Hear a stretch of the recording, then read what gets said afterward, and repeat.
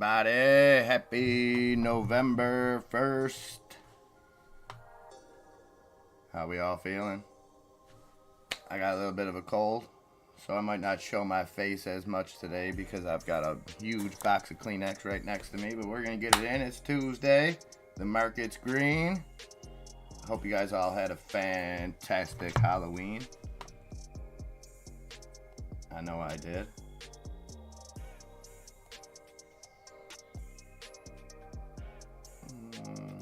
One quick second.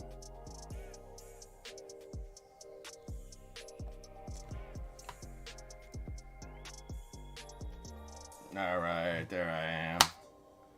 There I am. Tiny boxes. We'll get our wrench back sometime, Tiny. We're fighting the good fight. Birdie Hunter. Good morning, Birdie. Yeah, Birdie, since you dropped that video in Discord, I'm going to just encourage everybody to go watch that instead of trying to explain it. That guy breaks it down really good. So there's a AMC 8, everything rolled into one video that Birdie put in the Discord. And, you know, when people put good content out, we promote them. We promote them. It's not all about just me taking what was in this great video and regurgitating it to you guys. That's not fair. But I appreciate it, Birdie. I always appreciate the content you send me. And those are the kind of people we got to support, Birdie. Those kind of people putting in the work. That's why I say get those guys the views, the likes, you know what I mean? Subscribe, because they're putting in a lot of effort. Oh, your AMC call is green this morning. Beautiful, Birdie. Beautiful. Beautiful, beautiful. Lobo to welfare. Good morning. Good morning, good morning. Hi, 75 degrees up there today, baby. That's what I'm talking about. Sabrina. Good morning, Sabrina. CLSK Clean Spark buys 3,853 units of Bitcoin mining machines for $5.9 million. That seems like it's, now I don't, and this is quick math. That seems kind of cheap, like on the cheaper end. Huta Morgan, Germ Corp. And Germ Corp, you have my promise. Now that Netflix, now that Halloween is over, I will finalize that thing. I am so sorry. It has not been. It's just things have been crazy. I'm sure you understand, my friend. I hope you and Grant had a fantastic weekend. And yes, when I make my way out there, we will be doing that tour. So it's on the bucket list, Germ Corp. And just awesome for you guys to get away, have some father-son time. Looked like you were having a blast. And that's why Netflix was on my mind. Netflix scooped Spry Fox, a Seattle-based independent gaming studio focused on cozy games. The financial terms of the transaction undisclosed. Spry Fox became Netflix's 6th in-house game studio. Very interesting where they're going. And you have to think with them, with Microsoft being so involved in the ad campaign with Netflix. So that's who they got to take care of their ads. Netflix never dealt with ads before. They got Microsoft to take care of the ads. Goes directly against what Microsoft does. Don't get me wrong, Microsoft has a lot more than gaming, but a big part of gaming, or a big part of Microsoft is gaming. So you have to think that somewhere down the line there's going to be some connection there. My guess is it'll be something that involves the Ultimate Game Pass will somehow get linked in with Netflix. Either you can upgrade your Netflix and get Ultimate Game Pass, or you maybe can upgrade your Game Pass and get Netflix with it. Something like that. I think they got something cooking over there. And Microsoft, it'll be interesting to see this Activision Blizzard deal with Call of Duty. I think it was over $600 million in the first day or the first weekend for a video game. Like that's blockbuster movie numbers. You know what I mean? So I don't know if the price is going to be upped now with Activision. Weird situation there because that deal was already okayed over in Saudi Arabia, I believe. They put the deal through. Yeah, Grumpy, they really are. They really are. You could literally be anything, and it made the costume so easy. Like the last couple of years, it's been stuff you got to put on, and especially with it having been raining yesterday, all you need is a hoodie over top of it. I would say so. Especially now, Grumpy, if you could pick one up on the cheap after Halloween, I highly recommend it. I highly recommend it. I didn't think it was gonna be as good as it was, Grumpy. Like the the easiness of like Nikki could take a picture of anything or download any picture and it cuts it and everything for you. Like you don't have to. So he took a picture of me and had my face on there. Very creepy. Very creepy. He had the dog's faces on there and stuff. It was pretty cool. A little bit pricey. I think it was like $80. Stan the man. Stanley, I would like to give you and Pauline a call maybe later today if you have the time. I didn't want to thank you in a message. I got your card late last night when we finally got home from trick-or-treating. And I don't know what to say, my friend. That was one of the most thoughtful, nicest things anyone's ever done for me in my life. And that's not an exaggeration, Stanley. That's not an exaggeration. That's real talk. So you and Pauline going out of your way. I would like to thank you in person. Well, that's why I didn't message you yet, but I'm glad to see you here today. So let me know when you have a few free minutes, maybe later today or something. But love you guys. You and Pauline are the absolute best. Absolute best. And cheers, my friend. That made my day. That made Nikki's day. That was just awesome. Just very cool. All right, 18 minutes, guys, till the casino opens. Okay.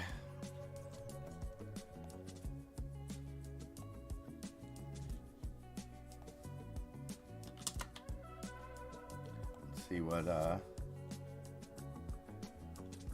we got going on.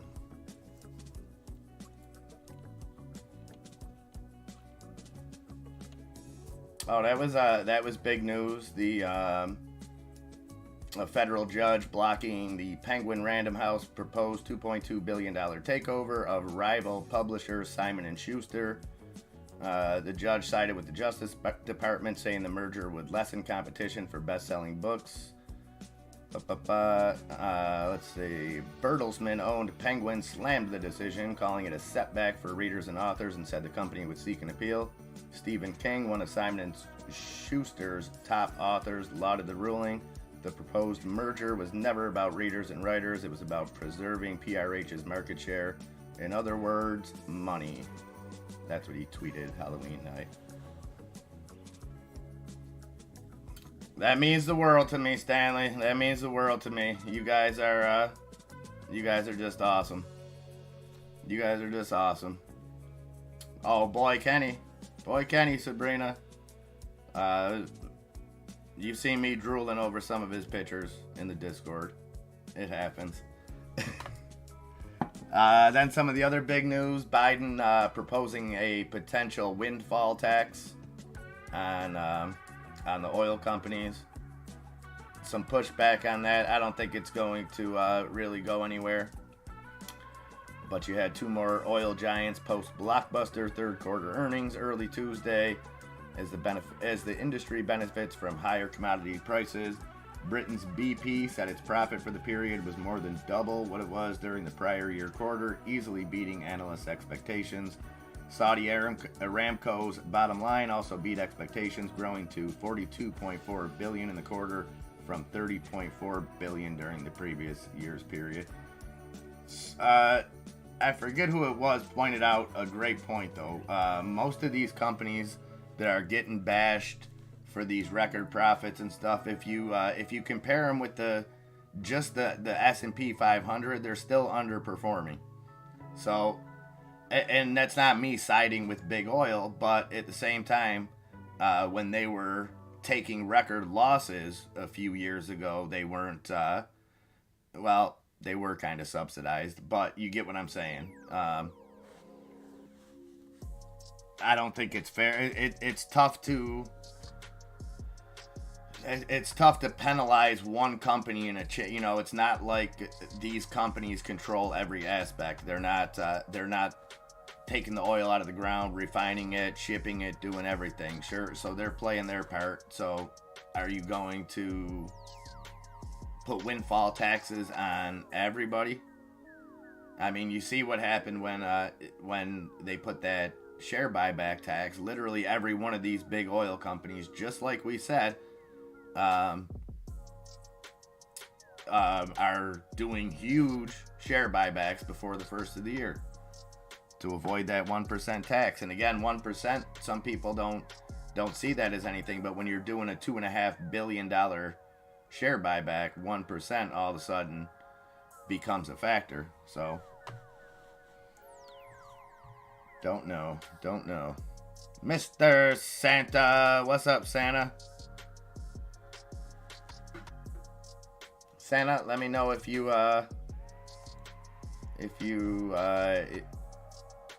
talk to our friend.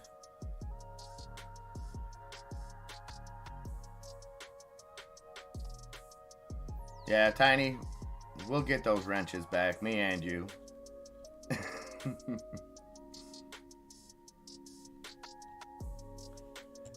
All right, 14 minutes, guys. Arctic Fox Alaska jumped into some UBX. Let's take a look.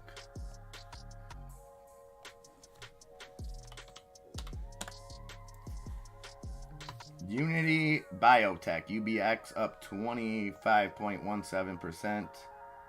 Announces 24-week data from Phase 2 Behold study of UBX 1325 in patients with diabetic macular edema.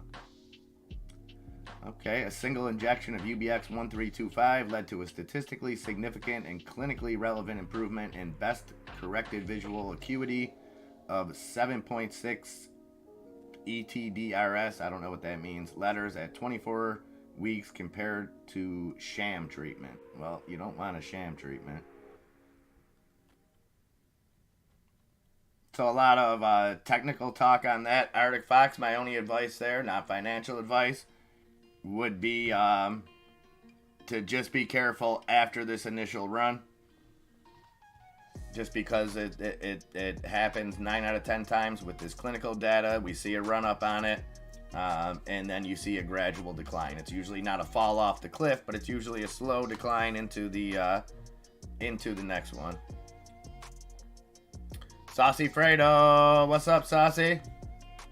How that Baba doing? Oh, Baba running amok. So we had somewhat, I don't know if you would call it good news out of China, how we would word that, but I haven't seen any kind of verification, but the kind of the word is, I think a target date was March of next year from what I'm hearing. This is all allegedly, but something that will ease the zero COVID policy, ease restrictions. So that's kind of the news that's pushing China right now. And Baba up flying at 68.19. Well done. And Saucy, I know you said you held that SoFi. Another well done. SoFi up at 650 now, 19% gains, hitting pre-market highs. So SoFi's earnings coming in good. Well played there, Saucy. You know what else is getting close to in the money, Saucy? You got your Robinhood up at $11.90 right now, so getting closer to that $12 mark for you. So keep it up.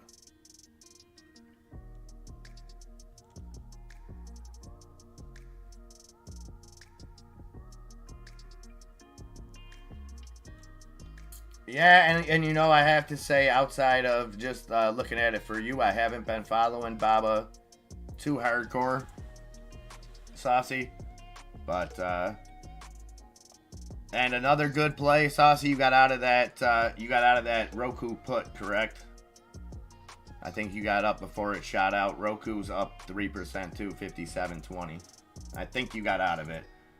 Neo, another one up 10:44 on that news, and you know, the charting, my man Bullfrog called this out. I seen him post it. I seen it was being talked about in their Discord yesterday, pre-market. And if you were able to make that move on Neo, it's up 8% here today in the pre-market. Arctic Fox, I know you got to be liking that, brother.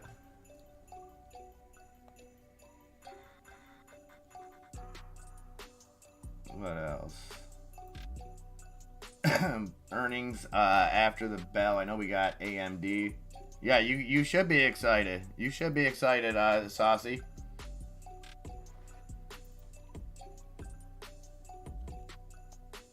Metamaterials, another one, up 7% in the pre-market. 113 on Metamaterials. Palantir up 2%, almost at that $9 mark. Saucy, $8.98 on Palantir.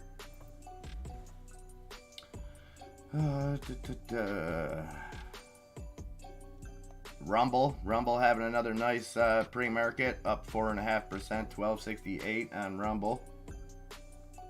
Heck, DWAC even seeing some green here, up 1%. So might be a nice, fantastic green day, guys. It's November. It's a new month. Last year, November was absolutely horrible in the stock market. So hopefully we have a better month this year. Crypto for us all. What's up, brother? Good morning, good morning. Great to see you. All right, we got about 9 minutes before we get going.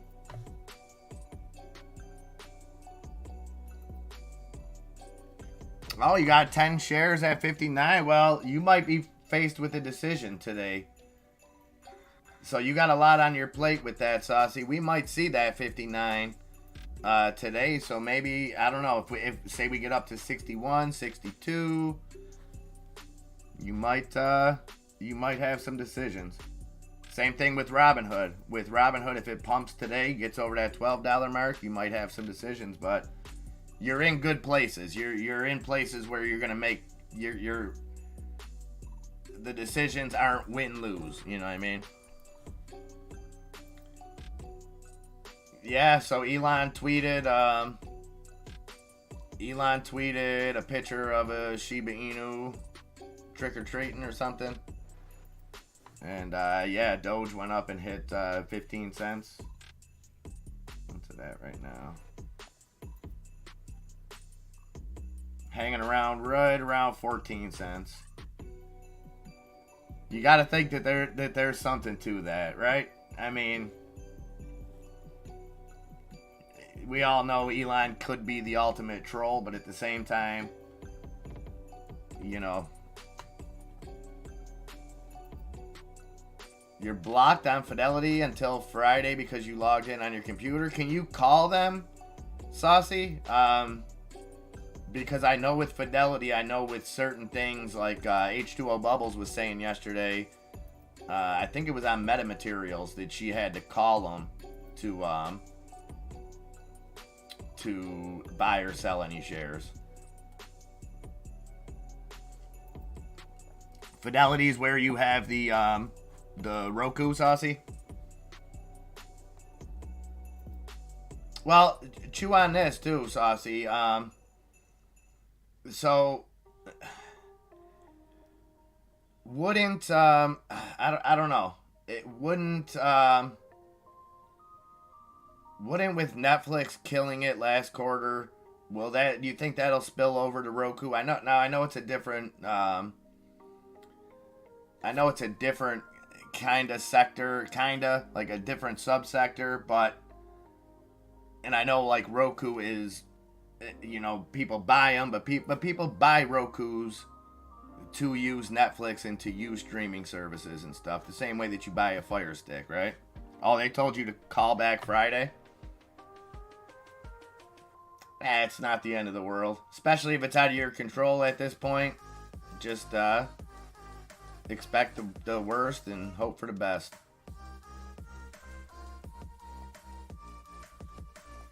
Yeah, that's strange. And like I said, I don't think that that's too out of the ordinary. I know Fidelity has some different kind of rules. FSTX, F-Star Therapeutics, says on Halloween, parties withdrew and immediately refiled notice to provide CFIUS with more time to complete its assessment. So how's that faring, FSTX? So dipping a little bit on that news, down 3.3%. And UBX holding up at 354. We got about 5 minutes.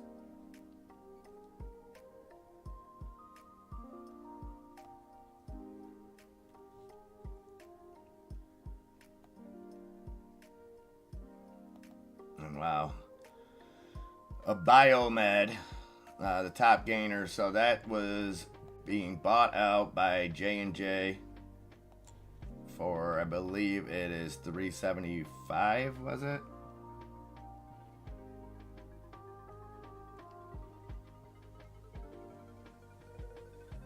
$380. So $380 a share cash on ABMD.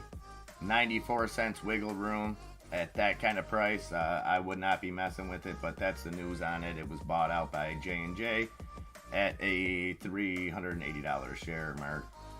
And then you got UBX. We talked about that. SoFi talked about that.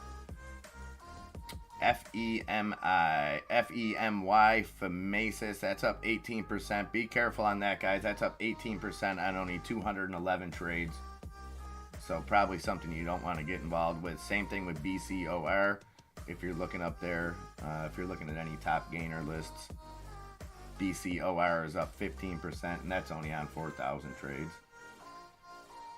A lot of low volume movers up here that I would just assume, like you've got this SQFT up 17% on 18 trades. So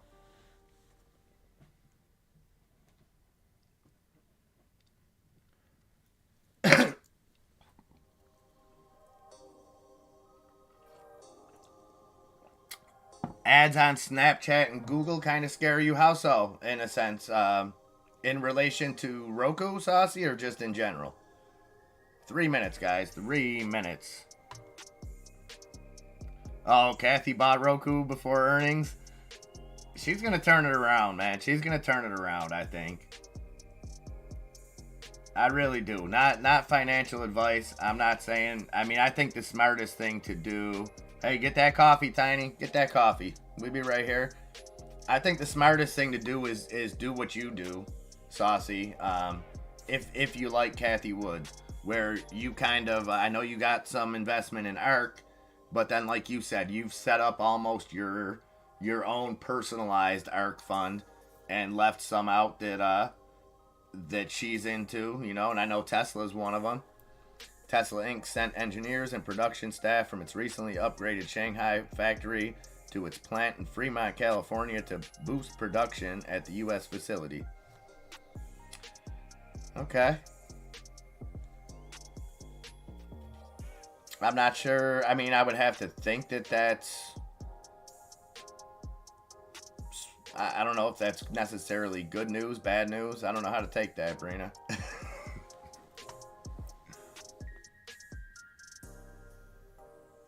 I mean, I could see that being, I could see with the lockdowns and all that stuff over there, bringing them to somewhere where you know you could continue. Tesla Inc. aimed to commercialize its Cybertruck at the end of 2023, 2 years after the initial target for the long-awaited pickup truck CEO Elon Musk unveiled in 2019. Yeah, it's a long, big difference. Big difference. Oh, interesting, Saucy. I would love to know what you were able to learn from him. And under a minute, guys. Remember, as always, you will get that slight YouTube delay. So be sure to keep an eye on your own charts at the bell. And let's have a great day, guys. Turnaround Tuesday. We can do it today since we were red yesterday. Let's go Turnaround Tuesday.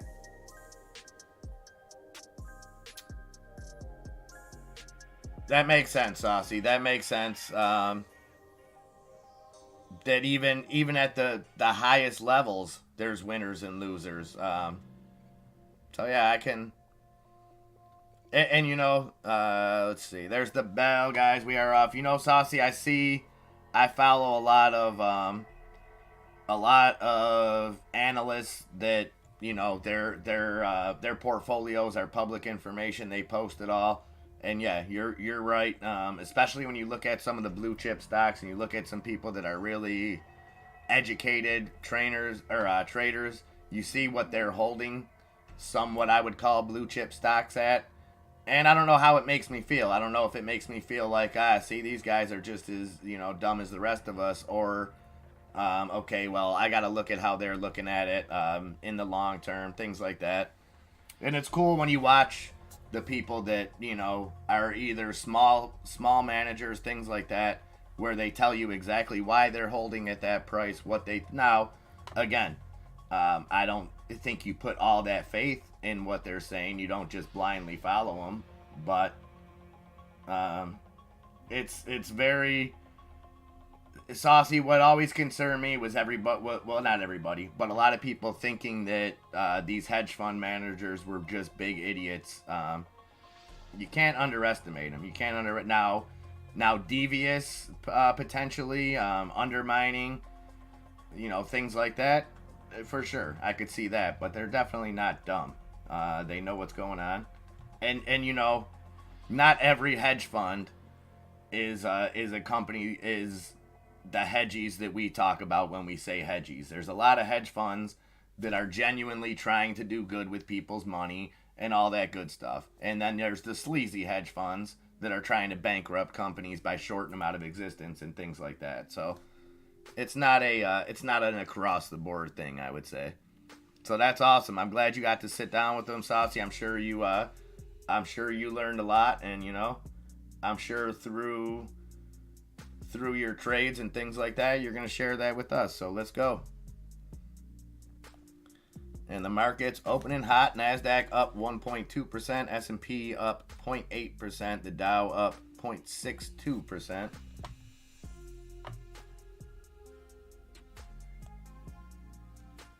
And across that S&P top 10, Apple up 1%. Microsoft up 1%. Amazon up 1%. Tesla ripping. Up almost 4%, 236.35 on Tesla. Both Google's up 0.75%. Nvidia ripping as well, 139.05. Berkshire up 1%. Meta up 1.5% in the lone red spot, exactly opposite of this time yesterday, where United Health was the only one in the green. United Health the only one in the red, down about 0.1%.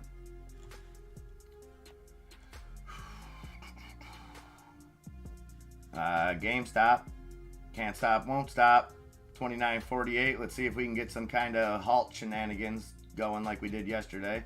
Up about 4%. Ape up just about 1%, 207 on Ape.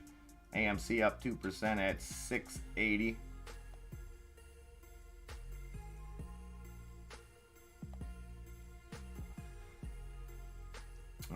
Energy, you got Hess up 2%. Phillips 66, which is PSX, up 3.5%. Valero Energy up 0.5%. Devon Energy up 1%. Oxy up 1.3%. Chevron up 1.4%. ExxonMobil up 1%. So energy doing well.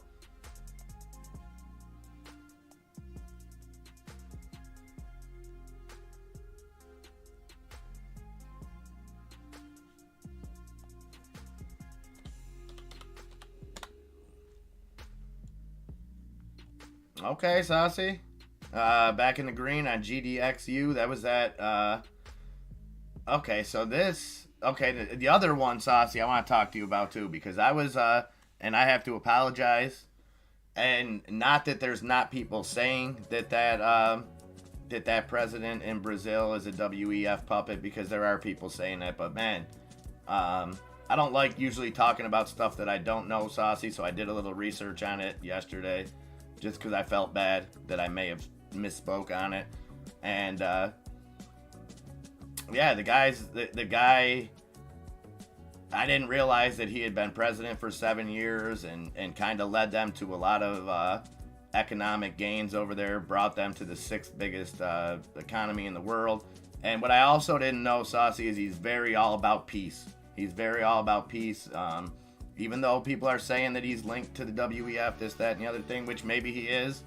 And I don't know if maybe his democratic socialist policies, what it's going to do for the country, but I don't want you to think that it was doom and gloom on him, because, that really struck out that he kind of condemned Biden administration for how the Ukraine-Russia situation's handled. He says they definitely won't get involved in any kind of operational end, and that they will encourage peace talks and try to come up with a resolution. So major respect to him. Again, this is just kind of loosely doing a little bit of research on him, and again, it's only because I felt like I was misrepresenting him. Yeah, that's the thing, Caesar, is I've seen both sides and both of them being linked, but then I also looked at how Lula was imprisoned by Bolsonaro.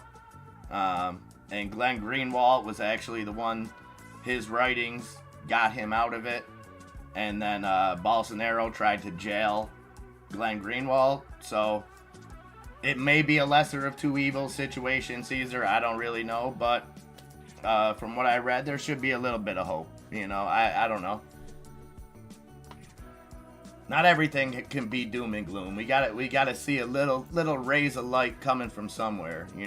We're holding out for a hero, Caesar, in the morning light. You know what I mean? I don't know. Again, I just wanted to make sure that I wasn't speaking out of turn yesterday on him, because I didn't really know much about the whole situation. So my apologies there, guys. I try to only talk about stuff that I know. Yeah, well, he, and you never know if that's gonna be, if he sticks to kind of some of what he ran on. Like, he's got that 3 meals a day initiative. He wants to wipe out poverty. He wants to, and again, intentions are one thing, and then how something's enacted is another thing. So I definitely don't claim to know the Brazilian economy or how this is gonna play out. I just thought maybe I didn't give the guy a fair shake yesterday, and yeah. Oh, there'll be inflation. Which is great, because as long as there's higher inflation in other places, Saucy, we got that thing of saying, our inflation isn't that bad. Look at what's going on over here. Look that way. What do they got over there?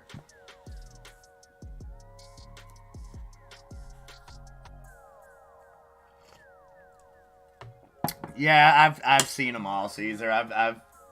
Again, I don't know what's real and what's not down there. I don't claim to, I just think,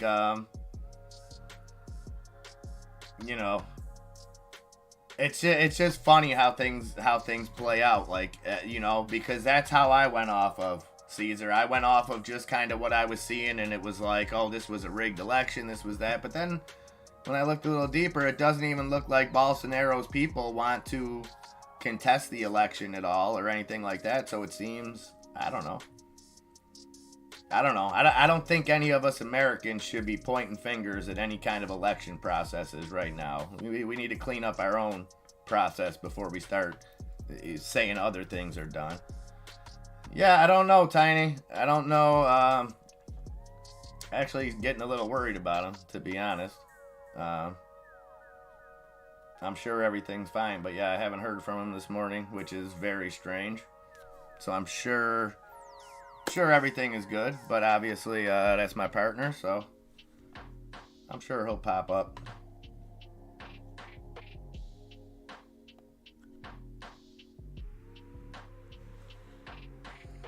You're the monkey in the middle, Sabrina? Oh, Amazon Music expands its Prime benefit now with a full catalog of music and the most top podcasts ad-free.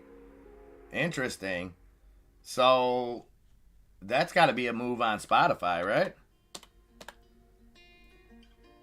Spotify don't think so. Spotify's like, oh yeah, hold my beer. I'll go up 3.5% on that 83.44 right now. 3.5% gains on Spotify. But you would think that that's a direct kick in the teeth to Spotify.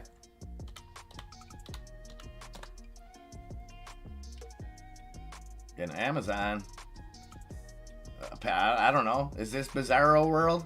Amazon falling like a friggin' stone. Still up 0.5%, but apparently somebody at Amazon hates music. Or something. I don't know.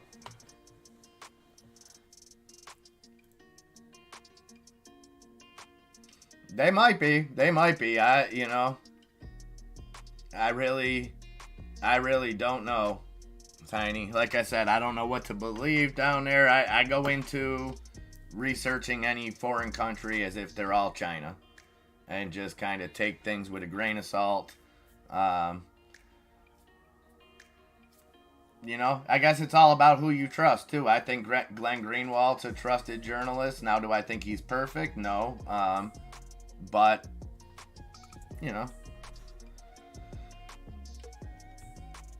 that's what it is. No Enzo and the spy rips. We need him to come back so it can...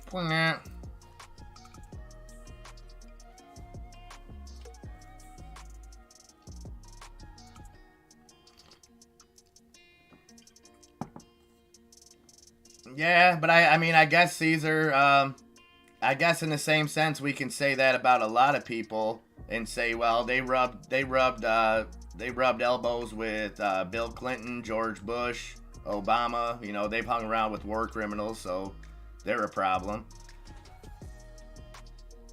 Xi, Maduro, so Fidel, I don't really have too much of an opinion on. Gaddafi, though. Gaddafi, anytime you want to, Caesar, I'll talk for hours about that. That's something I've done probably more research into him and things involving him. But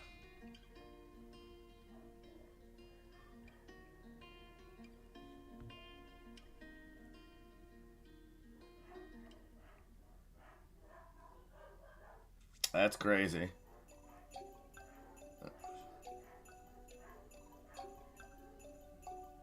So I have to claim ignorance on this. Who are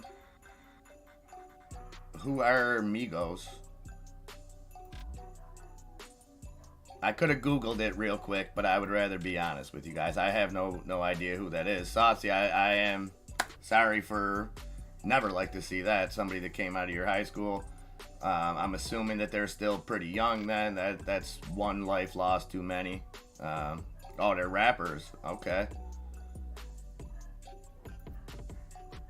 Well, sorry to hear that, Saucy, and, prayers go out to his family.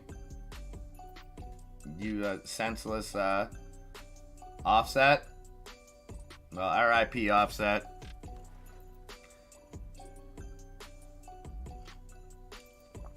Tough, man, tough. I don't like to see any young up-and-comers, anything. That's just awful. Just awful. It's that kind of stuff makes you hug your kids a little tighter at night. Oh, okay, so they're pretty big time then. I'm sorry, Saucy. I'm out of the loop. I got stocks in my kid, dude. That's enough to I can't fit much more in here at this point. Oh, Offset is Cardi B's baby daddy? Well, hate to that's even worse because that means a kid lost a father. That's just awful.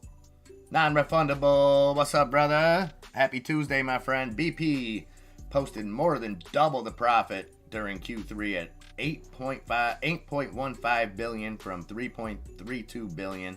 Reflecting higher realizations, higher production, and an exceptional gas marketing and trading result. Company expands its share buybacks by $2.5 billion. Yeah, it's almost like we knew that was going to happen, Sabrina.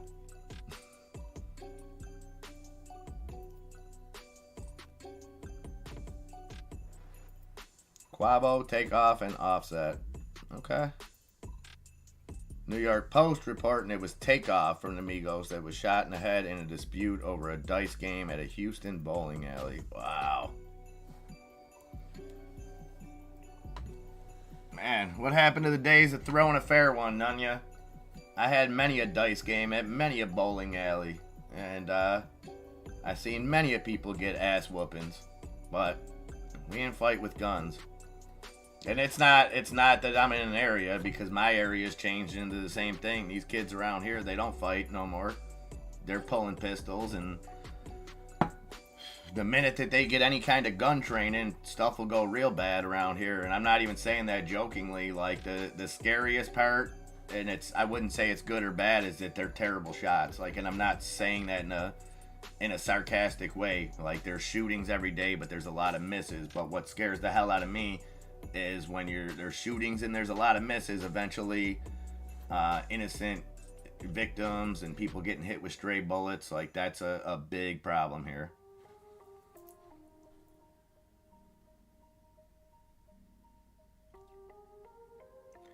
Yeah, wait till more info comes out. There you go. That's the way to do it. Either way, prayers to all involved, including the shooter, whoever it was. Because, especially heat of the moment things. I mean, it's one thing, serial killers, Jeffrey Dahmer, people like that, man. You can't find any reasoning. Those people are just sick. And I'm not saying every murderer, or anyone that commits a murder is a good person, but you have to have some empathy for a spur of the moment thing. I have a very good friend of mine who's sitting in jail doing 15 years because of a passionate fight that involved some non-monogamy, I guess you would call it. Now, was he wrong? Sure, but it was a fist fight where the guy hit his head, and that was it. Did he plan? Did he go there to kill the guy? Absolutely not. Absolutely not. So it's,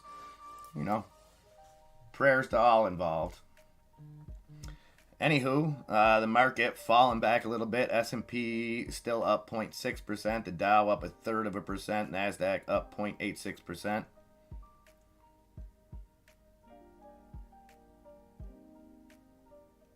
Well, the ghetto boys tried to warn us, Sabrina, when he said, look on your MF and map and see where Houston at. It's on the borderline of hard times.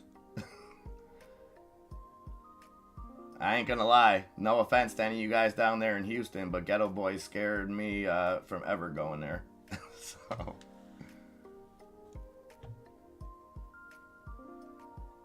crazy the way Amazon's still falling. Amazon in the red now. So ever since you posted that news, Brina, Amazon dropped down and Spotify's up 4%. Seems like something's fishy there.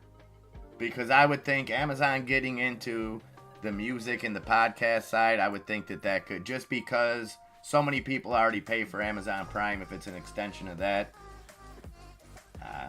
But Spotify's been through worse, and I guess Spotify, for right or wrong, may have kept some customers, may have lost some customers, with recently saying that none of Kanye's music went against their terms of service, so they weren't going to remove it. And I'm sure some people like that. I'm sure some people don't like it, but Junk Savvy, good morning, good morning, good morning. Great to see you.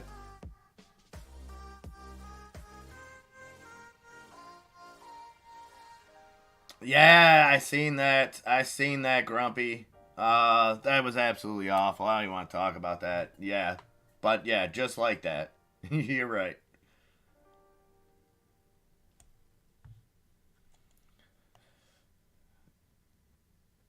Did you see what's his name's? Did you see Michael Burry's tweet yesterday, Tiny? About Meta and Google. If there's a couple more Elon Musks out there.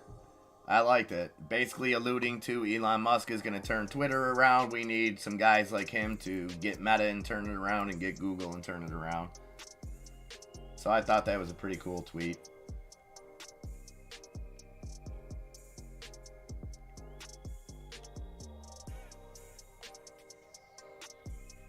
So Meta is actually up 1% at 94.22. Nvidia holding some of those gains, up 2%. So the market pulling back a lot here. Apple holding just 0.1% gains now. Microsoft down 0.1%. Amazon down 0.3% now. So they really don't like that news. Tesla is still up, but down from those highs. Tesla ran up to 237.40 before starting to plummet here. Down at 233.35, still up 2.5%. Google down now 0.4%. So wow, everything, man. This is where Enzo thrives too. This is where Enzo thrives when the SPY shits the bed like this. And I'm not even looking at the SPY. I'm just looking at these heavy hitters just falling off cliffs. They all ran up pre-market, and everything just falling flat. But the S&P still holding. S&P still holding 0.5% gains. This is exactly what we seen earlier. It doesn't make sense. Oh, Jeep files for bankruptcy in China, leaves the ones of the world's largest automakers. Excuse me, getting tongue-tied over here. You have to wonder. I mean, I guess I could see how big is the market for Jeep in China? I don't know.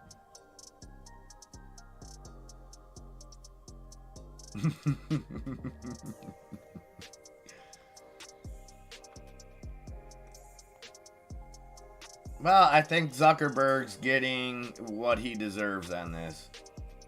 I think he's the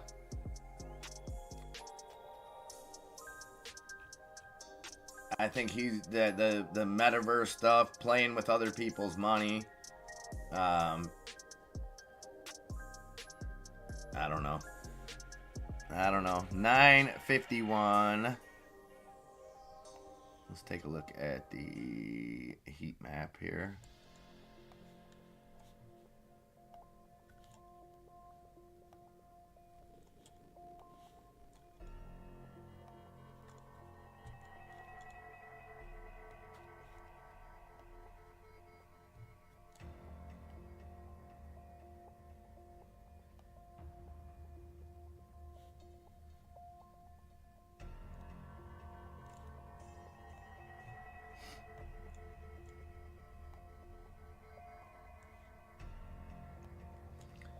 So lots of green there for now, but we'll see. Let me see. We'll see when this, I think this updates every 15 minutes, this heat map. Or maybe every 10 minutes. So I think we'll see some of this green turning red, but right now, energy, all green, consumer cyclical, pretty much green, consumer defensive, mostly green except for food. Look at Cisco. Their earnings must have came in not good. I'll have to look at that. They had their earnings this morning. Banks all up. And nothing that's really jumping out at the screen there. We'll take a look at that as the day goes on. Just a reminder, if you guys haven't hit that like button, please do so. It helps us out.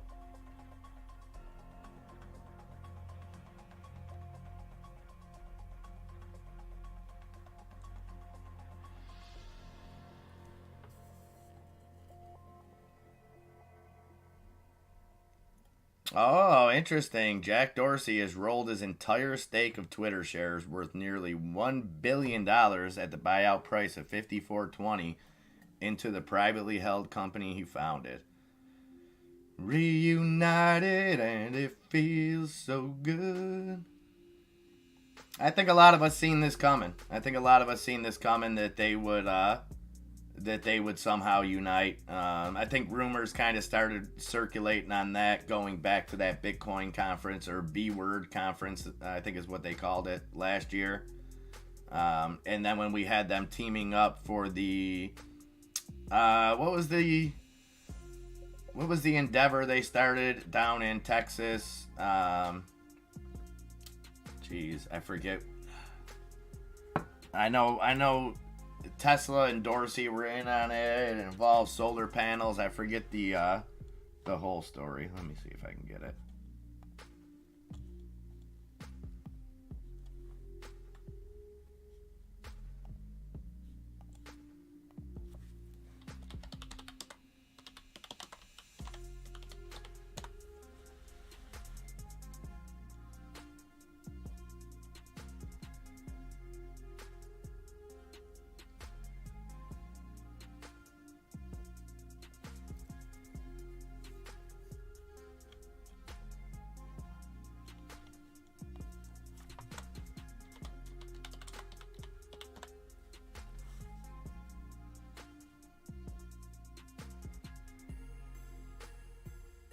Okay, so it was to mine Bitcoin in Texas.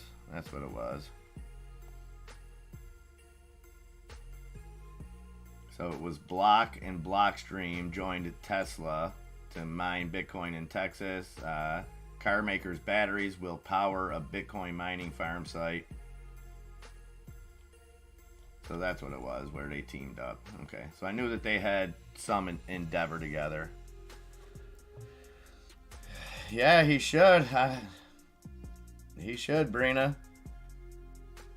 I don't know. Maybe he caught a cold like me and, you know. Good job, Tiny. Good job. I know he may have had some legal issues to take care of. Not criminal. So don't get the wrong idea. Nothing like that. But I know he had some lawyer appointments and things like that coming up. So, as long as he's all good, that's all. I don't want him to think like I'm mad at him for not being here. I just hope he's good, you know.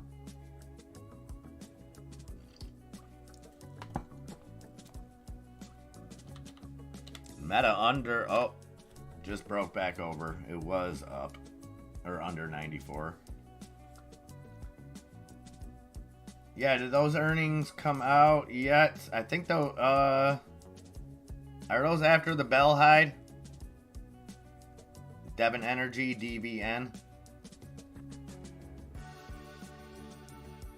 I'm not seeing any earnings posted yet, so I'm assuming it's after the bell. But the projections are another earnings beat expected. Pretty much on all these expectations. So I think it's after the bell. Could have. I was drinking coffee. It was so cold, but I was getting the look. Because that meme was going around yesterday, Tiny, that said if you see a parent drinking out of a Yeti on Halloween, there's alcohol in it. So I was getting looks. I was getting looks because I was drinking a Yeti. But it was really just coffee. Is that what it was? The mod meeting went a little long last night, Grumpy? Did you guys do it like that Nickelodeon show, Are You Afraid of the Dark style? Did Enzo light the fire, and then when it was done, did he say, this now closes the secret meeting, and then dump the water on it? Well, this is how you get like a Survivor type situation, Tiny. This is where alliances have to be formed. Maybe we don't want wrenches when it's all said and done, Tiny. Maybe we get something cooler. Maybe I come up with something that just goes on the people that got booted off and it becomes a Lord of the Flies situation. Never know.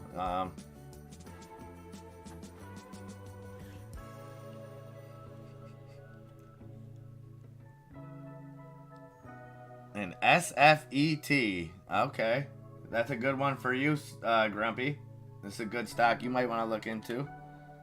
SFET, the safety group.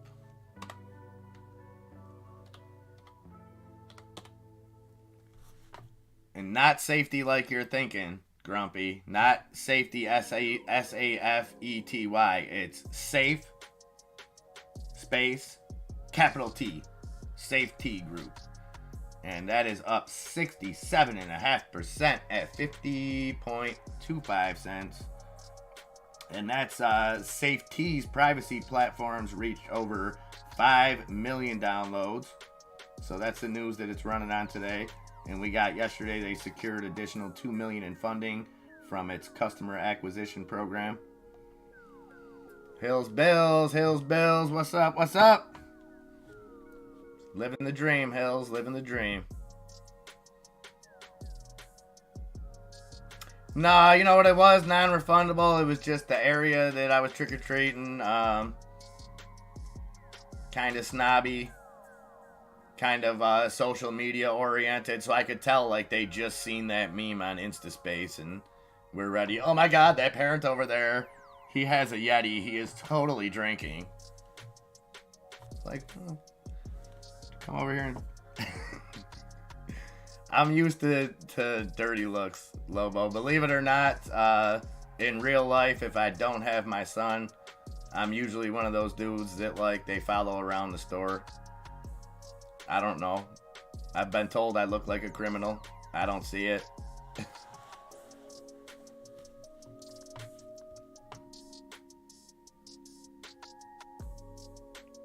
Oh, nice, Tiny. Yeah, I gotta say, Tiny, I was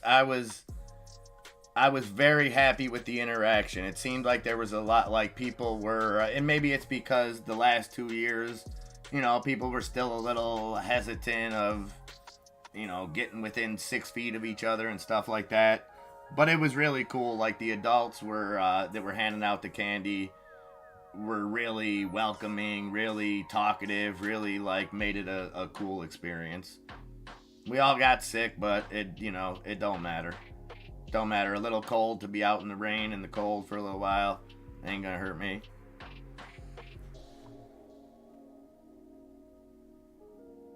Yeah, it happens. If you got a kid, though, it seems to soften the blow, Lobo. If I got Nicky, people are like, oh, but now he's getting big. Now they just kind of look at both of us creepy. when he was a little kid, it was like, oh, he's got a baby. It's awesome. He must be okay.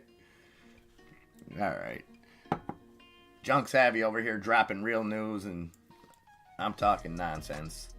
Oxy and Canadian startup Carbon Engineering Ltd. Are preparing a site in the Permian Basin, Texas, in the U.S. for a plant that will draw down 500,000 tons of carbon dioxide per year. So that means we can keep on drilling, right? If we're pulling all of it out of there, cows can start farting again, right? We can start blowing that carbon dioxide. Or Junk Savvy, will what happens be carbon credits sold to major corporations so that they can avoid it. And boy, another thing, Junk Savvy, did we not just talk about this last week? Didn't we? And I wouldn't say that this is necessarily just an ESG move, but didn't we say to expect around these earnings at least one or multiple of these big companies to make some kind of statement like this to maybe offset the blockbuster earnings? I believe we called that out. I believe we talked about that.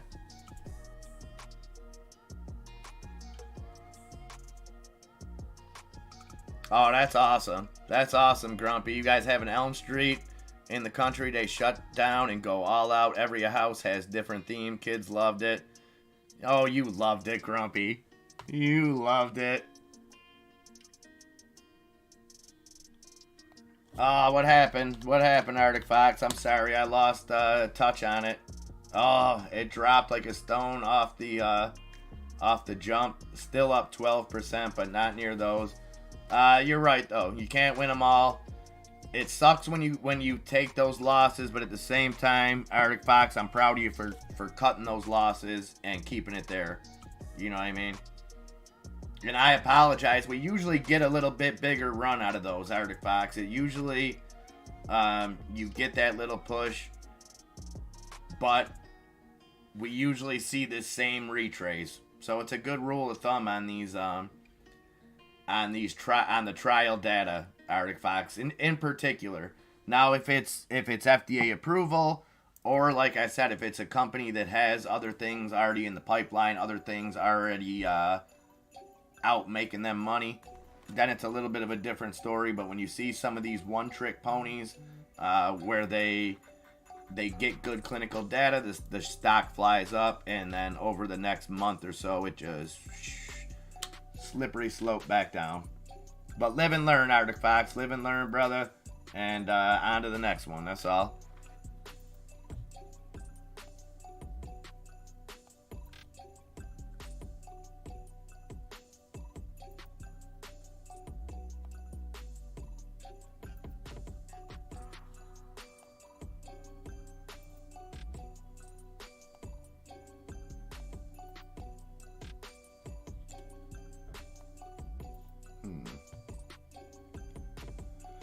So GameStop, after running up to $29.69, cooled off a little bit. $28.56 for GME. AMC up 0.5%, $6.69. The market's pretty much tanking. It took a little bit for the rest of the index to catch up, but I think market conditions started affecting that too, Arctic Fox. You look at it, it coincided with everything else dropping. So you got Tesla still holding some gains, up 1.7%, 231.50 on Tesla. Microsoft now down a full percent. Apple down 0.94%. What else? Amazon down over 1% now. Both alphabets down 0.6. Meta still green. Meta up at 94.49. So it's almost like they're playing musical chairs with these heavyweights. We've seen Meta dip, and then we've seen Apple move up. Then we've seen Apple dip. We've seen Meta move up. Then we've seen Nvidia dip. We've seen Tesla move back up.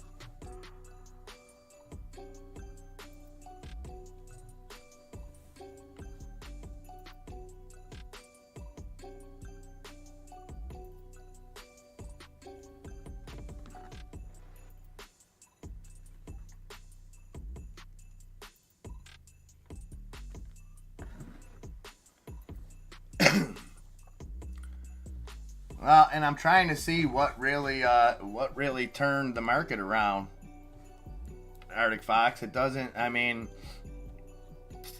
I haven't seen any kind of breaking news or anything that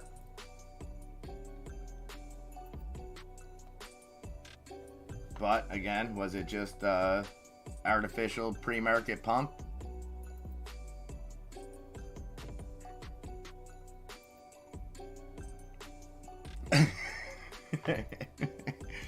Mr. Burry, good morning, my friend. What you don't like is people are so confident that they're untouchable that they troll retail with a 666 price, thinking they're so cool. Yeah, I let that stuff fly yesterday too, Michael. I'm like, you know what? These guys are all right. They're getting into the holiday spirit. They're letting it roll at 666. Okay. Now it's time to be adults again. It's November 1st. That's all behind us.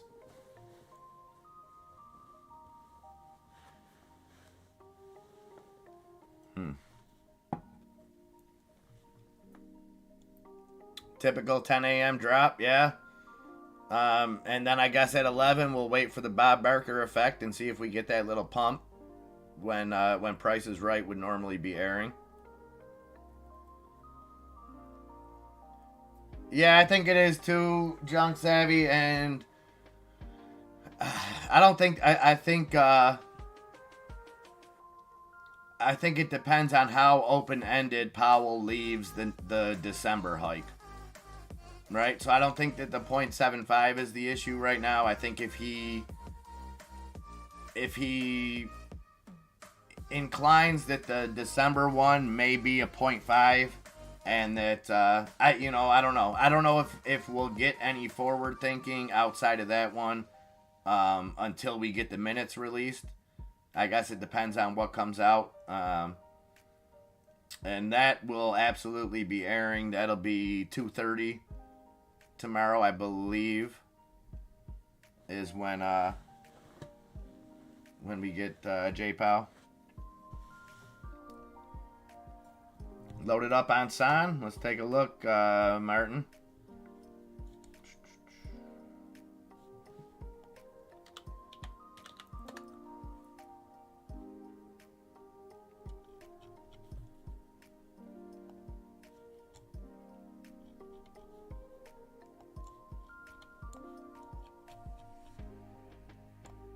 You're looking at 250.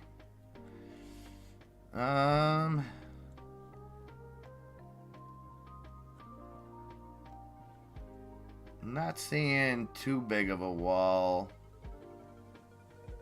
just yet, Martin.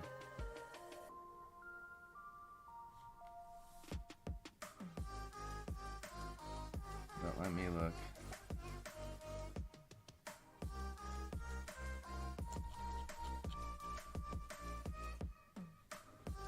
I mean, that thing, if you're looking, I'm looking at the 30-minute chart, Martin. That might maybe working on a giant cup and handle. Possibly not, but I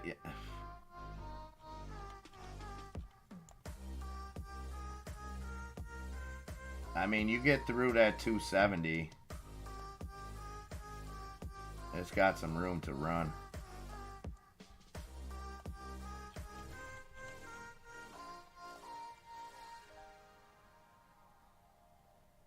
Yeah, I still think 270 is the mark. 270, if it pushes 270, then I think the next spot you're going.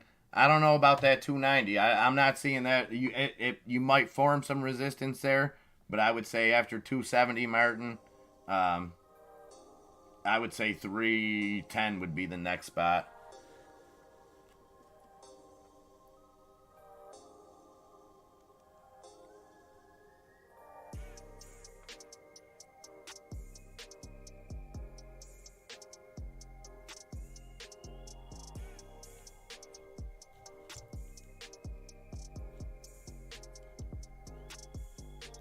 Well, I think Martin, you've got just this little bit of what's the word I'm looking for here? Almost short-term resistance. I know that's not the correct term for it. There is a term, and I can't friggin' remember it. But basically, short-term resistance. That's what I think you're gonna see at the 250 mark, and then 270. You got a little bit more stable resistance. But then, like I said, you push through that. You got a thin line at 290, and then 310 on Sonnet. But of course, Martin, with the market conditions could play into this. What we love about SONN, SONN, is the low float, Martin, under 5 million.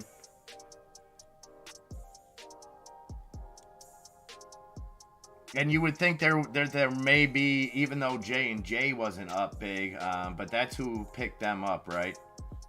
I believe Johnson & Johnson was the one that, yeah, with Janssen.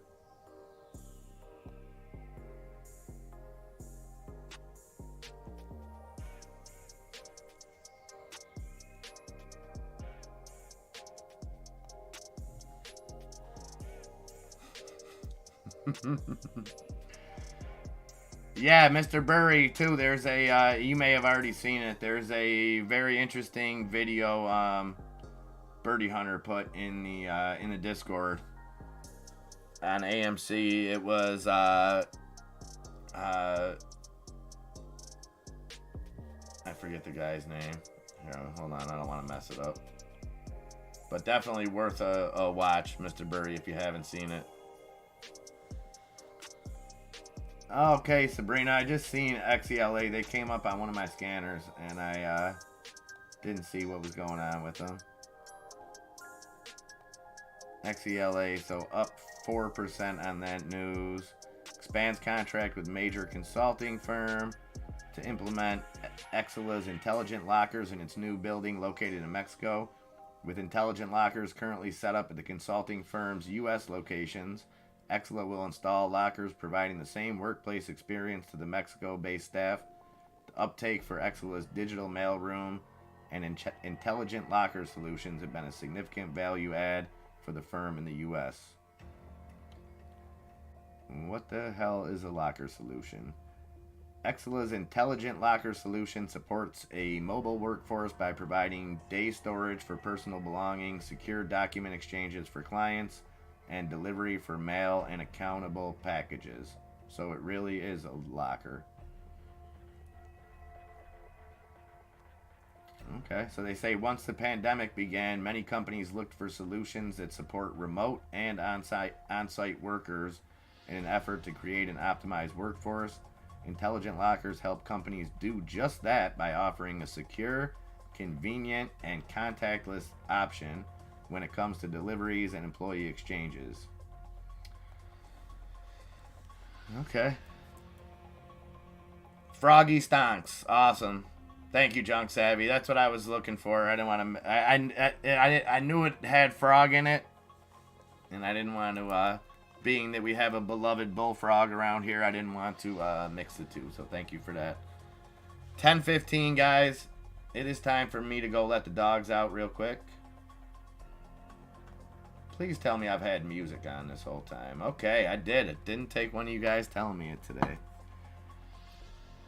Yeah, I'm going to take 5 minutes real quick and go let those dogs out.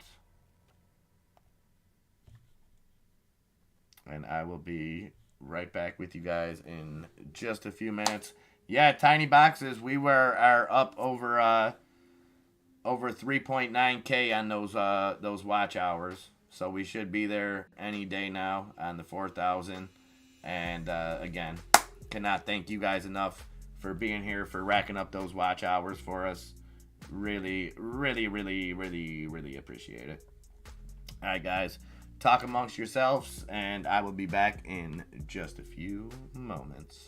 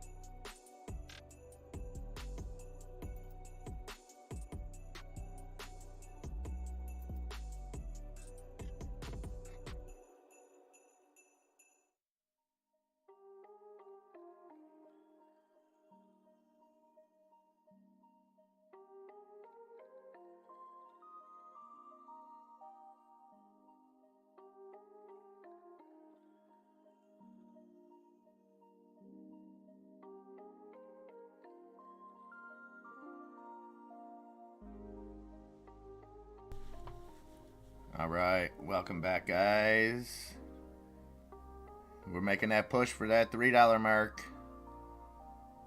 There's that 290 resistance. 291 on SONN.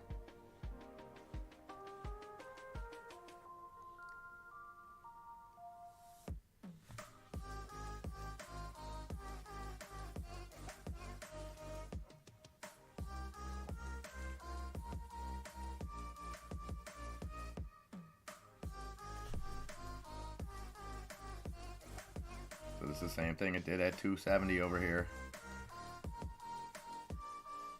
Here we go. Here we go. Come on. Give it to me. One time. One time.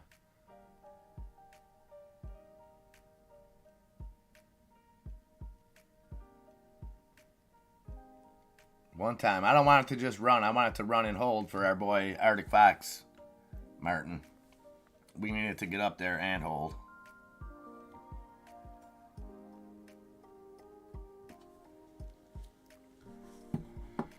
Tennis is physical. What's up, my brother?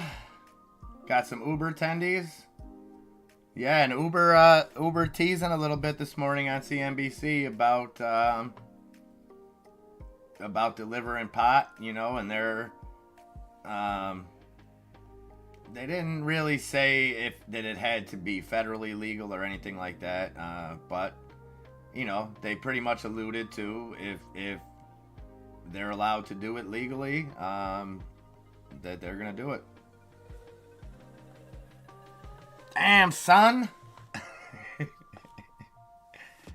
Alright, I'm gonna switch over to this other chart so I can look at things. Hold on one second, guys.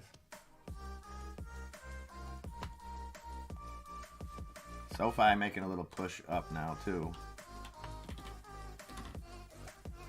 Go sign here.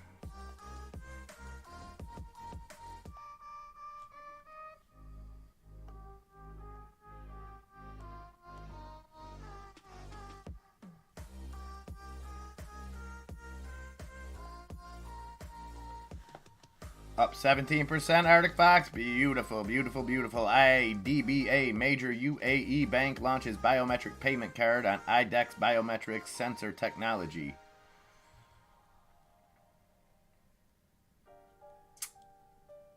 So more banks going at least some form of the digital route. One step closer, Brina. That's all. No, you're going the wrong way, son. You're going the wrong way.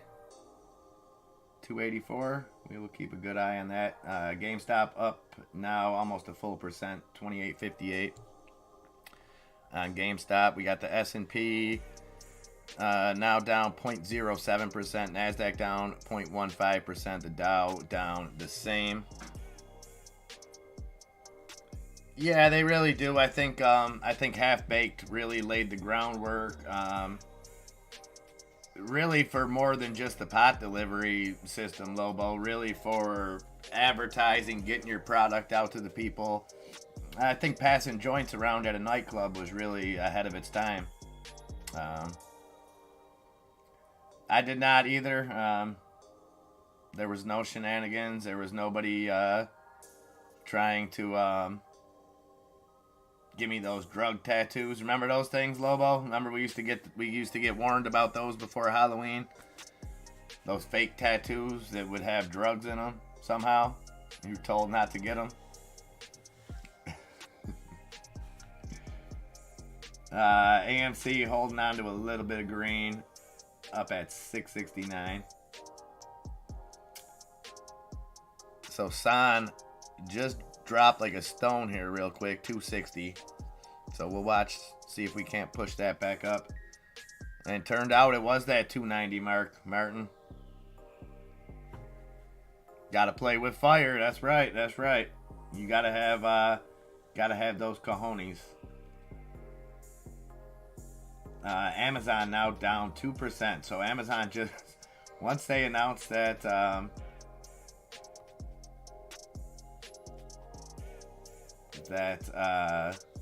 music and that's a pretty big catalog. 100 million songs and ad free so you got 100 million song catalog. I'm not seeing the number on the amount of podcasts, and ad free for Prime members. I don't understand how that's such a bad thing. I don't understand how we're not seeing any reaction out of Spotify. I would see that as a direct competitor.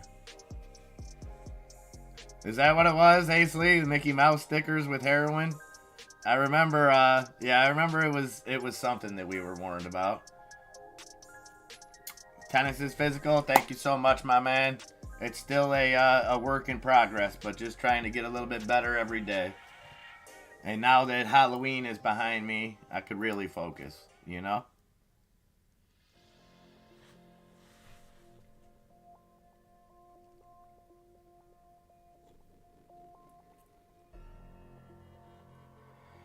Yeah, well, we've probably provided some that are just as bad, Mr. Burry.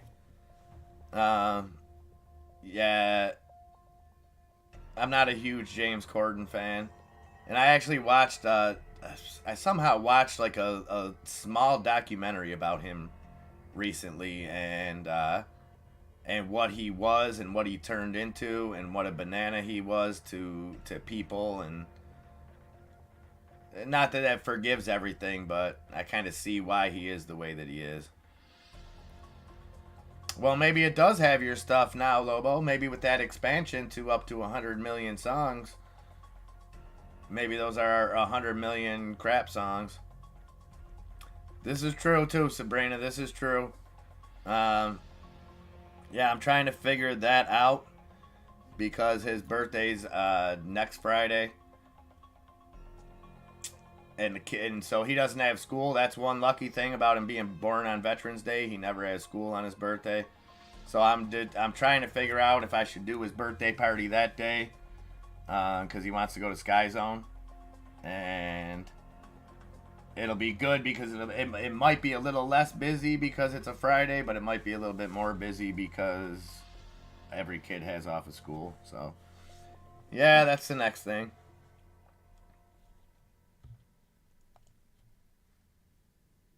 And the S&P trying to go green now, right about even. The NASDAQ down 0.06%, the Dow down 0.17%. So the Dow coming off its biggest month since 1976. That's still a little bit crazy to me, but it happened. It happened. Yeah, it was pretty crazy. I think I cried a couple times, Tiny.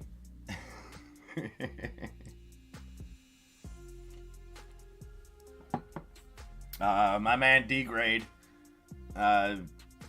he helped make Nikki have one of the best birthdays ever. I wish we could get that guy in here. I've reached out to him. I don't know if the number that I have on him is correct. If he got a new number, I never got any response. But D-Grade, if you're out there, come holler, brother. Come holler.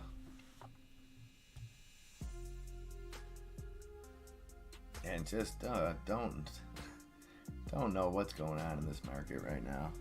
Oh, so the all the China news. So I don't know how CNBC has a reporter in Beijing.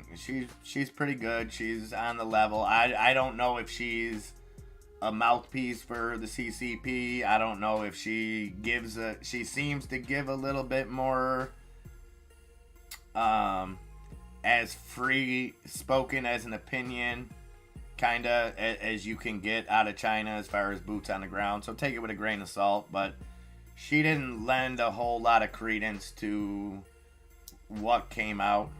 Her kind of thoughts on it were this was a social media post that was allowed to gain traction. So she's still claiming that this isn't coming from any verified sources or anything like that in regards to the easing of restrictions. But so her kind of thing was that the Chinese people are fed up And this was a way, by putting this information out, this was a way of not officially saying anything, so nothing that the administration would be beholden to, but putting some hope out there. Hope was the word that she used. So take it for what it's worth. Like I said, it could mean maybe it was a test to see the reaction, to see if that's what has to happen. But again, it kind of conflicts with what the administration said over the previous few weeks as far as maintaining that zero COVID policy. So we shall see. But it seems like it seems like what she said would make sense. Okay, just look at it this way: you've got something that the country really hates. What you do is you let some information leak out that's not directly tied to the administration. Let people think what they want of it. The markets ran up over there, seem to have a good effect, and then you can kind of wash your hands of it.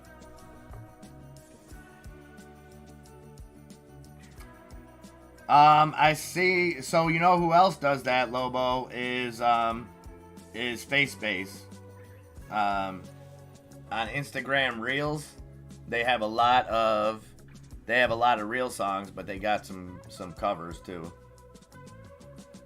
Which to me is even worse. Like, I'm all for the people that originally made it making money off of it, but then, you know, I'm paying money for like a Kids Bop cover.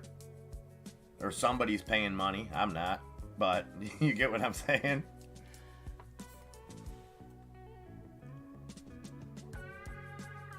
And I don't know, is Bezos even still involved?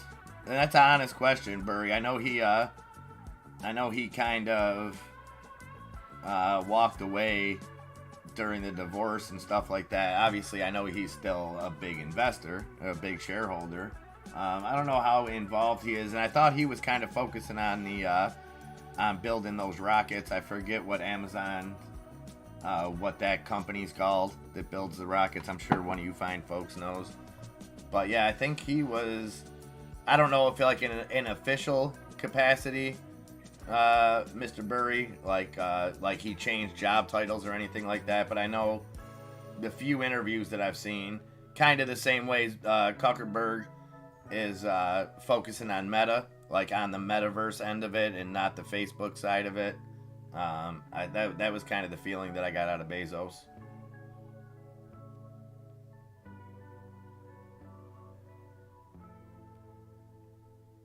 Blue, yeah, there you go. Blue Origin.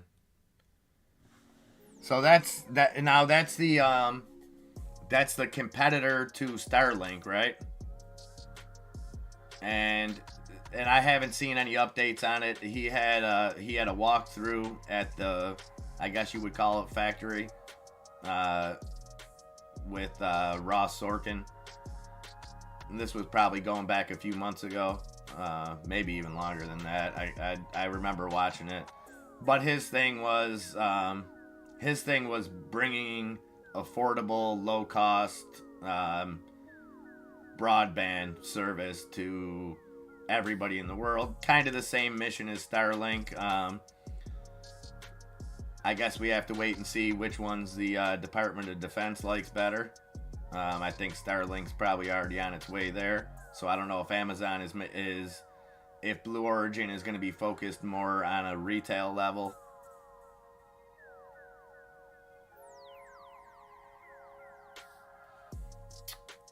Yeah, well, we seen Mr. Burry. I think we seen in the last was it 2021?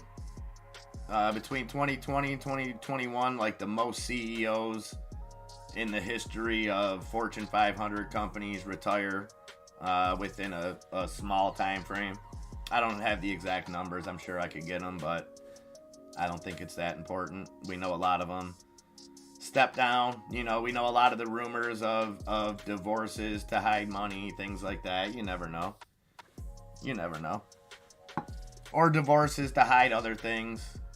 You know, it's like somebody said yesterday, it's crazy that right now Kanye West is more hated than Jeffrey Epstein ever was. Yeah, think about that for a minute. And it's a meme, but it's true. It's and that's I think that can describe our society in a nutshell. That could describe our society in a nutshell right there. Yeah, that was the other one though. That was Bronson's, right? That was space that sent William Shatner into space, or was it Amazon?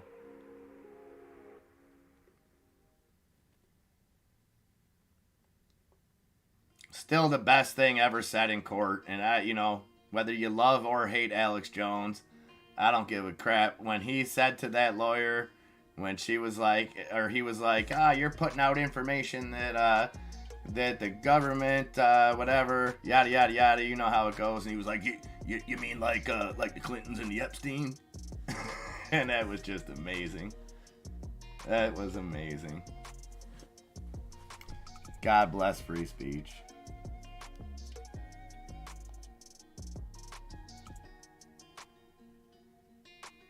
Oh, yes, make them sweat it out. Make them sweat it out. Let insurance companies know what it feels like, Birdie. I like it. I like it. Let them do unto others as Birdie's about to do to you. Had great fun talking with 3 insurance companies. All are eager to sign a deal with us for those 900 employees. I think I let them sweat out on their offers for a couple more days. So good, Birdie. So good. And I guess that means everything's really starting to come together with that project.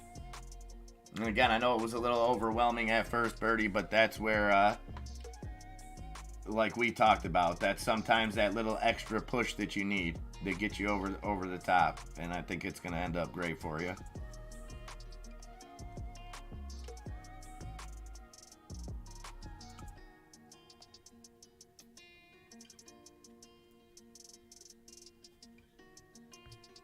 Safety Group looking like it wants to make another move. Up at 51 cents now, 70 cents on there. It's got a little gap to fill. We could see this push up to 53 cents real quick. Amazon under that $100 mark. 99.43 on Amazon.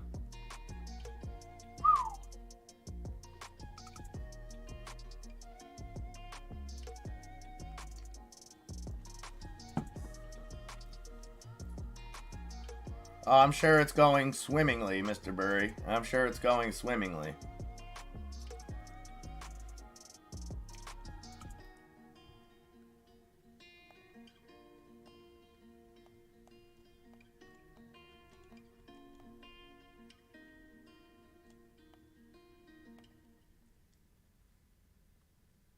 It would be kind of cool if we seen a candidate run on that when we have the next election. I wouldn't mind some third party coming out talking about, listen, I'm gonna release the Epstein files, I'm gonna release this, I'm gonna release that.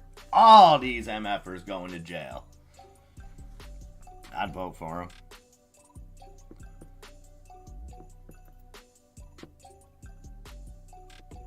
them. Top selling dry shampoos, including Not Your Mother's and Batiste, contain high levels of benzene, the cancer-causing chemical that led Unilever to yank its products from the shelves earlier this month. Still on shelves? Well, maybe that was,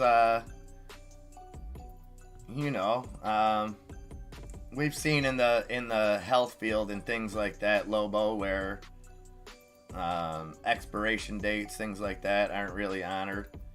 And then you have to wonder, okay, so what you look for on that too, Lobo? Look and see if it's a Chantric type situation. So what you had was it Pfizer or Merck? I forget who was behind what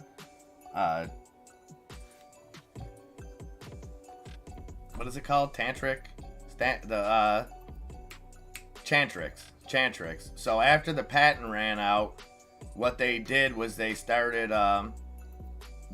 coming out with this stuff of not a recall, not completely making it, but because it wasn't under patent and it can now be sold at the generic level, they started a campaign against it, and they started pulling it off shelves to give the illusion that it was no good, while they were reprocessing it under a new patent. So, yeah, they're clever.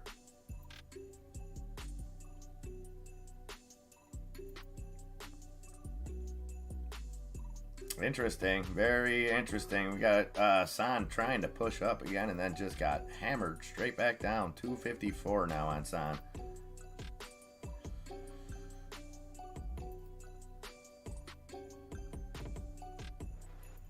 Yeah, but that was a known effect, Mr. Burry. That was a known effect, and I could bear witness to that. I tried Chantrix before. It never made me suicidal, but what it did, they tell you you'll have bad nightmares, and I laughed at that at first because I was younger and I was a jerk, and I'm like, nightmares, what's that gonna do? Give me the pill. But no, it's not nightmares like I normally have. Like, it's not nightmares with like Freddy Krueger or whatever your nightmares may be. It was nightmares like very real stuff, like watching your best friend like die in a car accident, like very vividly. Like, it was, I don't know how they did it, but yeah, it makes you live a horror story every night. I didn't last on them. I got off of them quick. Yeah, me too, Tiny. Me too.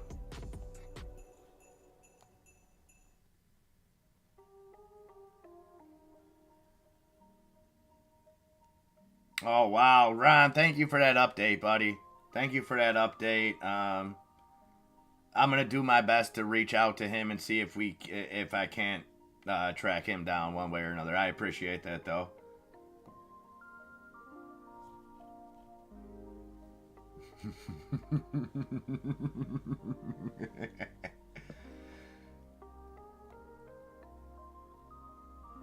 Yeah, it's I mean, I guess it has different effects on everybody, crypto, and that's why it's so blanketed. But I just didn't believe it. I didn't believe that it would have that. If, I thought my I don't know.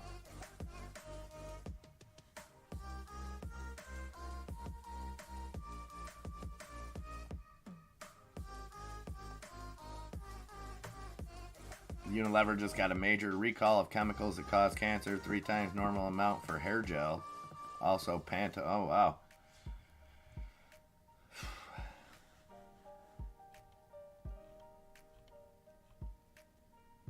Well, I just found out, and well, I don't know if I should say I found out. I allegedly found out, and this was through a video my son was watching, that Dasani water contains, I forget the name of the chemical, but it's the same chemical used. It's one of the chemicals used in lethal injection. It was on a Phase Rugs video. So, not that some kid on YouTube is the end all be all, but he's a pretty well off YouTuber that thinks things through. So, and it was a whole Dasani challenge that he did, and yeah.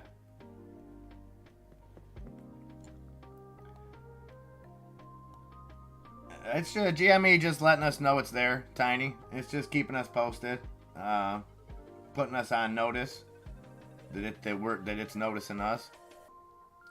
28.44. It's up 0.5%. And the market, so it looked like a little reversal, and instead the S&P said, wow. We going skiing downhill, down 0.41%. NASDAQ down 0.46%. And the Dow down 0.48%.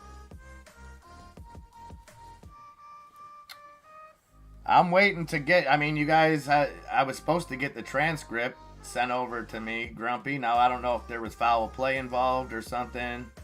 Yes, a lot of sodium as well, Sabrina. A lot of sodium. That was the other thing that he touched on in that video. And it wasn't like a conspiracy video or anything like that. He was just, comparing like Dasani with like Fiji water and stuff like that. But he also refused to drink the Dasani, so.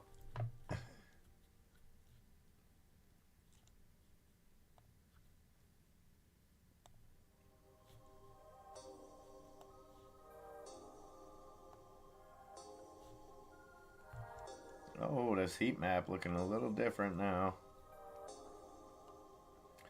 Little bit different. So some red popping up now. You got Microsoft and Apple, big boys over here, Google here, Amazon here. Eli Lilly taking a hit. They had their earnings this morning. J&J taking a little hit on that big acquisition news. United Health down. Energy still strong. Real estate looking pretty strong. Utilities strong. Financials are all strong. I would say strong to quite strong.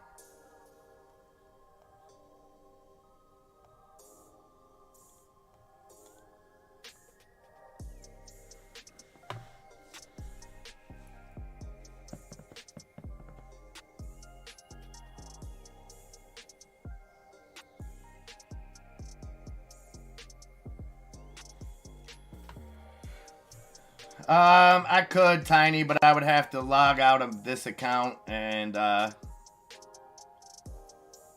just not willing to do that. Plus, Tiny, like the fight that I'm actually putting together a six piece documentary on the fight that that Enzo's been having with Streamlabs. When it's like 3:30 in the morning and you've been up all day and you just are watching Enzo fight a bot and it keeps you up for another hour, it's utter hilarity. Especially because Enzo's sense of humor isn't... Enzo doesn't grasp sarcasm well. So he thinks you're being serious. So, like, you guys know me. You guys know, unless... you know that if I'm talking about something serious, that I'm going to be serious. But I would like to think that you guys can tell when I'm bullshitting. And, like... I feel bad because he takes... I'm used to my friends, like, that we can bust each other's stones all out of love. Like, that's how we do. And I think Enzo takes me a little too serious sometimes. I feel bad because I don't like to hurt his feelings because he is busting his butt. And it's just been obstacles that have been not obstacle. The same thing that if I was doing it would probably be worse results. So it's not like it's, oh, this guy's doing something that, you know, he can't figure it out. It's like, I can't figure it out either. So my best bet. Hey. What you got? I think you can see it. Where am I looking? What am I looking at? Point me in the right direction, Birdie. I connected with the camera on, so... It's not coming up on my end. Why not? Make sure, is the video running in Discord? I'm doing on camera. There you go. There you go. Whoa, where'd you get that beautiful USA flag, Birdie?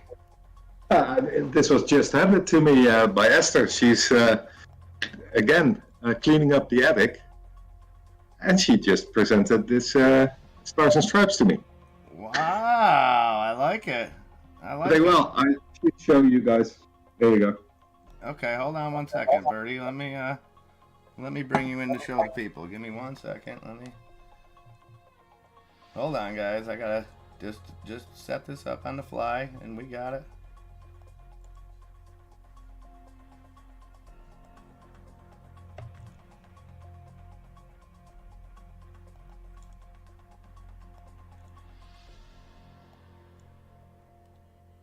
One more second, Birdie. One more second. I'm getting you in there.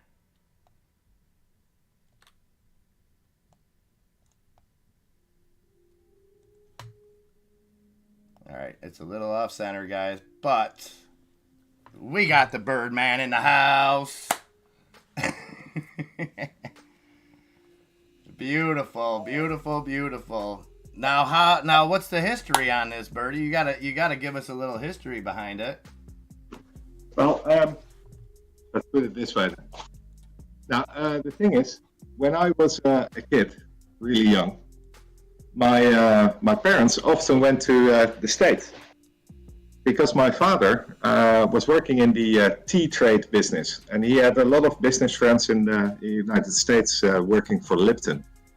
So there was tea conventions in Florida, Arizona, things like that. And my parents were just traveling, and they went to the States every year.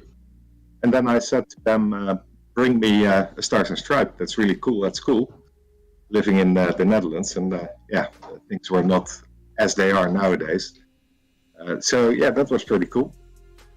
Awesome. They brought it to me when I was below 10 years of age, I think. Oh wow! And it's still there. So yeah, really cool. So good meetings today. You got another step down with the insurance companies. Yeah, and that's a drag, you know. Yeah. But it's good to be on the other side once. Yeah, make them sweat it out now. Quick no, question. we'll surely do. Quick question on the international front. Are you giving any credence to these reports coming out of China? I'm not really worried about China at this moment. It's more Brazil that my eyes are on. Yeah, okay. Let's talk about that because so I had seen kind of the WEF angle of it, and I'm not disagreeing with it by any means or anything like that, but I felt like I kind of misspoke yesterday without really knowing any of the knowing the history, and now I'm still pretty uneducated. But what worries you coming out of there?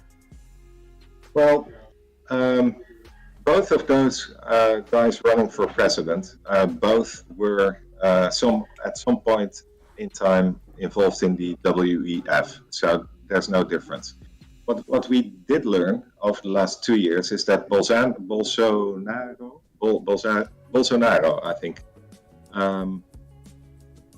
at one point he decided not to have those vaccines mandated in Brazil, and that was a different policy to the rest of the countries where the WEF does have involvement in governments, as we know.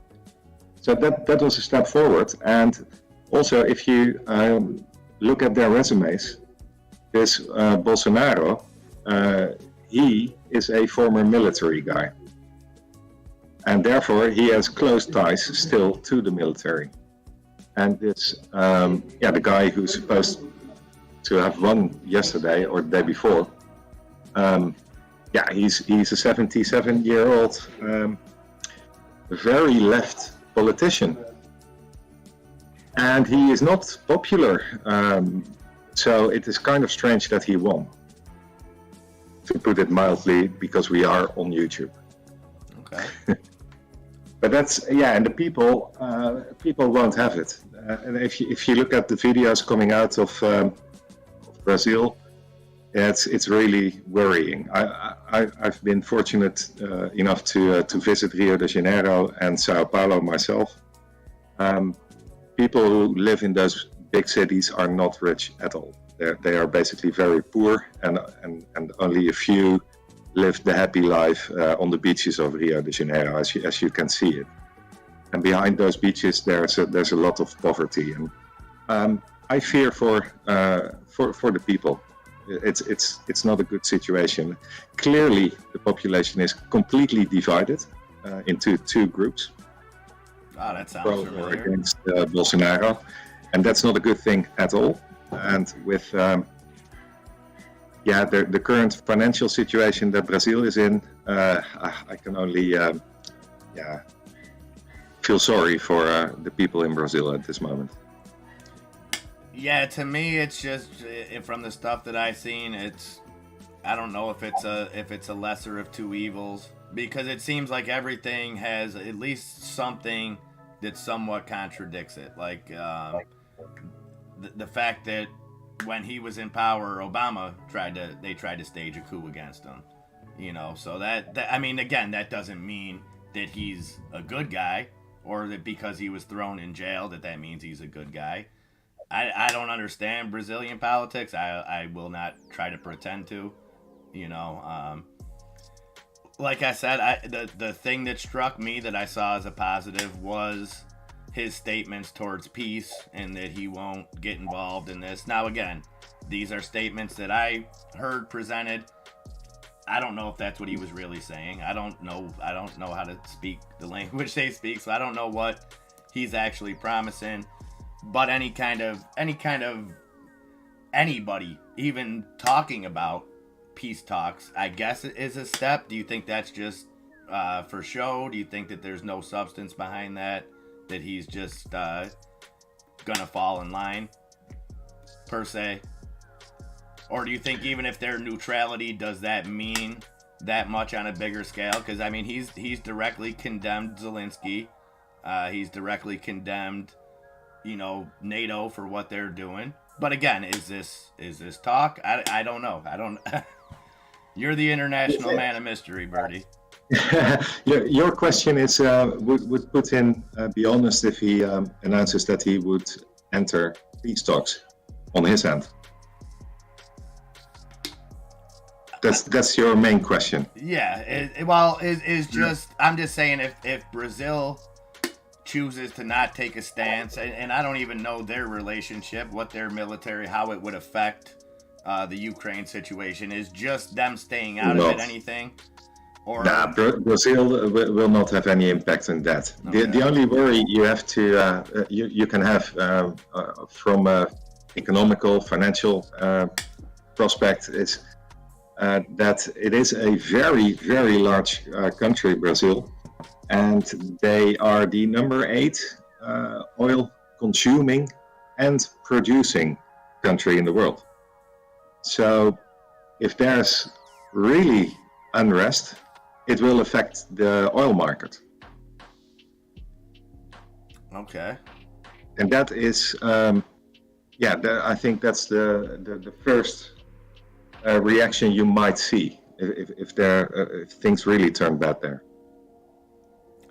Yeah, Mr. Burry, so they come up with those lists every now and again of things you're not allowed to question. Yeah. But, you know, what are they going to do? If they... Well, I'm not questioning it. I'm just talking about my worries about what I've seen come out of Brazil since the elections. Well, yeah, but when it's a candidate they don't like, you can question it all day. You know. Yeah. Now we know how it works, but it's not a good situation at all there. Yeah. And from an unexpected area in the world, we are keeping an eye on Taiwan and China, and we are keeping our eyes closely at the situation in Ukraine and at the Russian border. And now all of a sudden there's another problem, and that's called Brazil. Yeah. Yeah, there's also, and I wonder if this is going to gain any traction. So you've seen the allegations of Iran providing drones for Russia. I'm sure you've seen this. Yeah. But have you seen where a lot of the parts for those drones are made? Where a lot of the production of all that comes from? Might be a country that you wouldn't think would be helping Russia in the war. So just saying. So maybe that comes to light. Maybe, you know, we see Texas Instruments get squeezed a little bit, or a few of the other companies that are involved. Or if we just gonna blanketly say Iran's sending them over there. Yeah, it's quite a mess. Yeah. I wish everyone would just behave. That's all. Well, and it shows how low the bar has been set, Bertie, where I got a little bit excited looking into the Brazil situation last night, just that peace was even in the headline, you know. And again, I'm not saying that this guy is going to broker peace I don't know anything about it. It was just a little bit refreshing to see, because when we see peace talks, even mentioned, you're labeled as carrying water for Putin. You know, as soon as you mention it, as soon as you show empathy for the Ukrainian people and admit, okay, I'm not saying what Putin's doing is right. He's an awful man. That's determined, okay? But just keep killing people. And now Zelensky, did you see this? Zelensky doesn't just want weapons now. He wants a lot more. We need, I think $1 trillion was the estimate. We need to prop up Ukraine's economy. Zelensky's demanding it. And I actually seen, I got to look a little bit more into the article. I seen that Biden pushed back on Zelensky and told him enough's enough. As far as, I don't know the legitimacy of it, but hey, we applaud the good and point out the bad. If he did stand up to him and told him stop trying to shot call, like, listen, eventually they're gonna find out where these weapons are going and we're all gonna be caught, so just maybe start laying low. You think maybe that's what he told him? Because we're hearing reports of these weapons ending up everywhere in the world except for Ukraine, Bertie. I did see a nice picture made from a drone of Mr. Zelensky's holiday home in Mallorca. I'm sorry, I was laughing at Mr. Burry's comment. He actually thought he was watering a plant. Nah, I think we should stay away from discussing the Ukraine situation on YouTube. We have a beautiful Discord to share our opinions on that, and we can speak freely. And I think that's a better place to do that. Yeah. So this market, let's talk more about that. Yeah, maybe you can show the lovely people the market instead of me. I can do that. This is something I had to show you guys. I love it. Yeah. All right. I know you're shy. I'll get you off now. Yeah, that's my main issue with myself. I'm so shy. I don't know if you are, Bertie. I wouldn't call you a shy guy. Nah.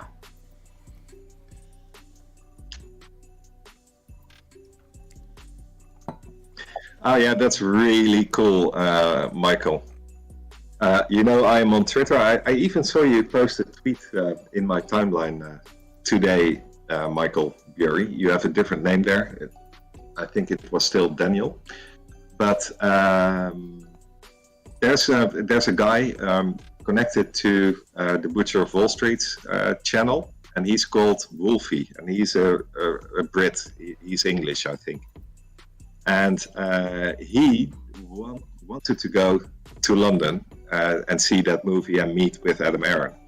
And we also have a Dutch girl, a lady, I think she's late 30s, so that's a lady then. And she is following every channel on YouTube that talks about AMC. Kirsha is her name.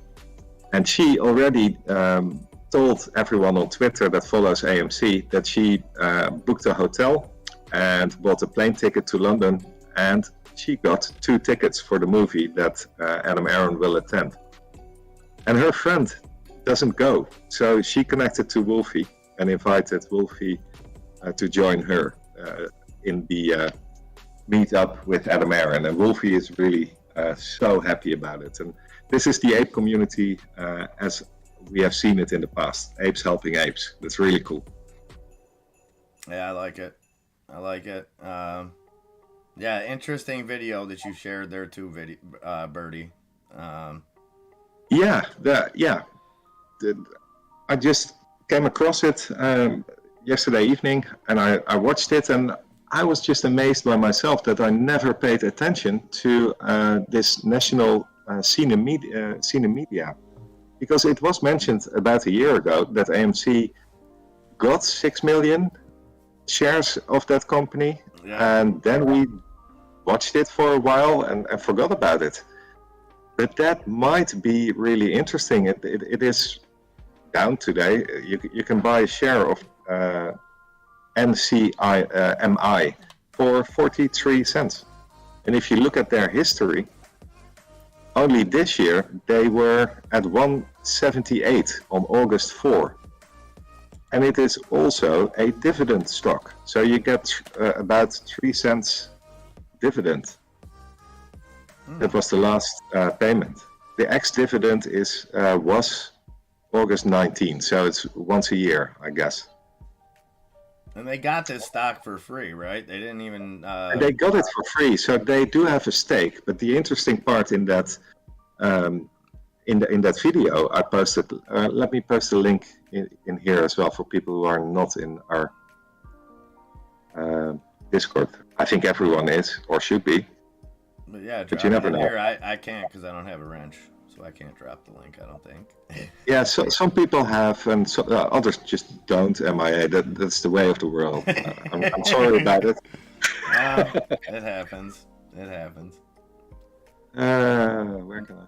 But yeah, I think it's definitely worth watching. And it's it was one of those things where I could have tried to explain his video, but he put in the work, and I'd like to see him get the credit that he deserves for it. So that's why I was just encouraging people to go check it out instead of just yeah. So if you haven't, I think this video lasts about 25 minutes, and it is really worth watching. It explains the situation around those 42 million supposed to be failed to deliver on APE on the first couple of days, but also explains what role the national Cinemedia company plays. And it might be interesting to look at that from an investor point of view. It's only 43 cents now, so maybe it's interesting to just buy and hold a couple for a couple of years. That's pretty crazy. Did it resume, Daniel? I'm seeing that it was set to resume at 11:10. Trading halted on the Toronto Stock Exchange due to technical issues.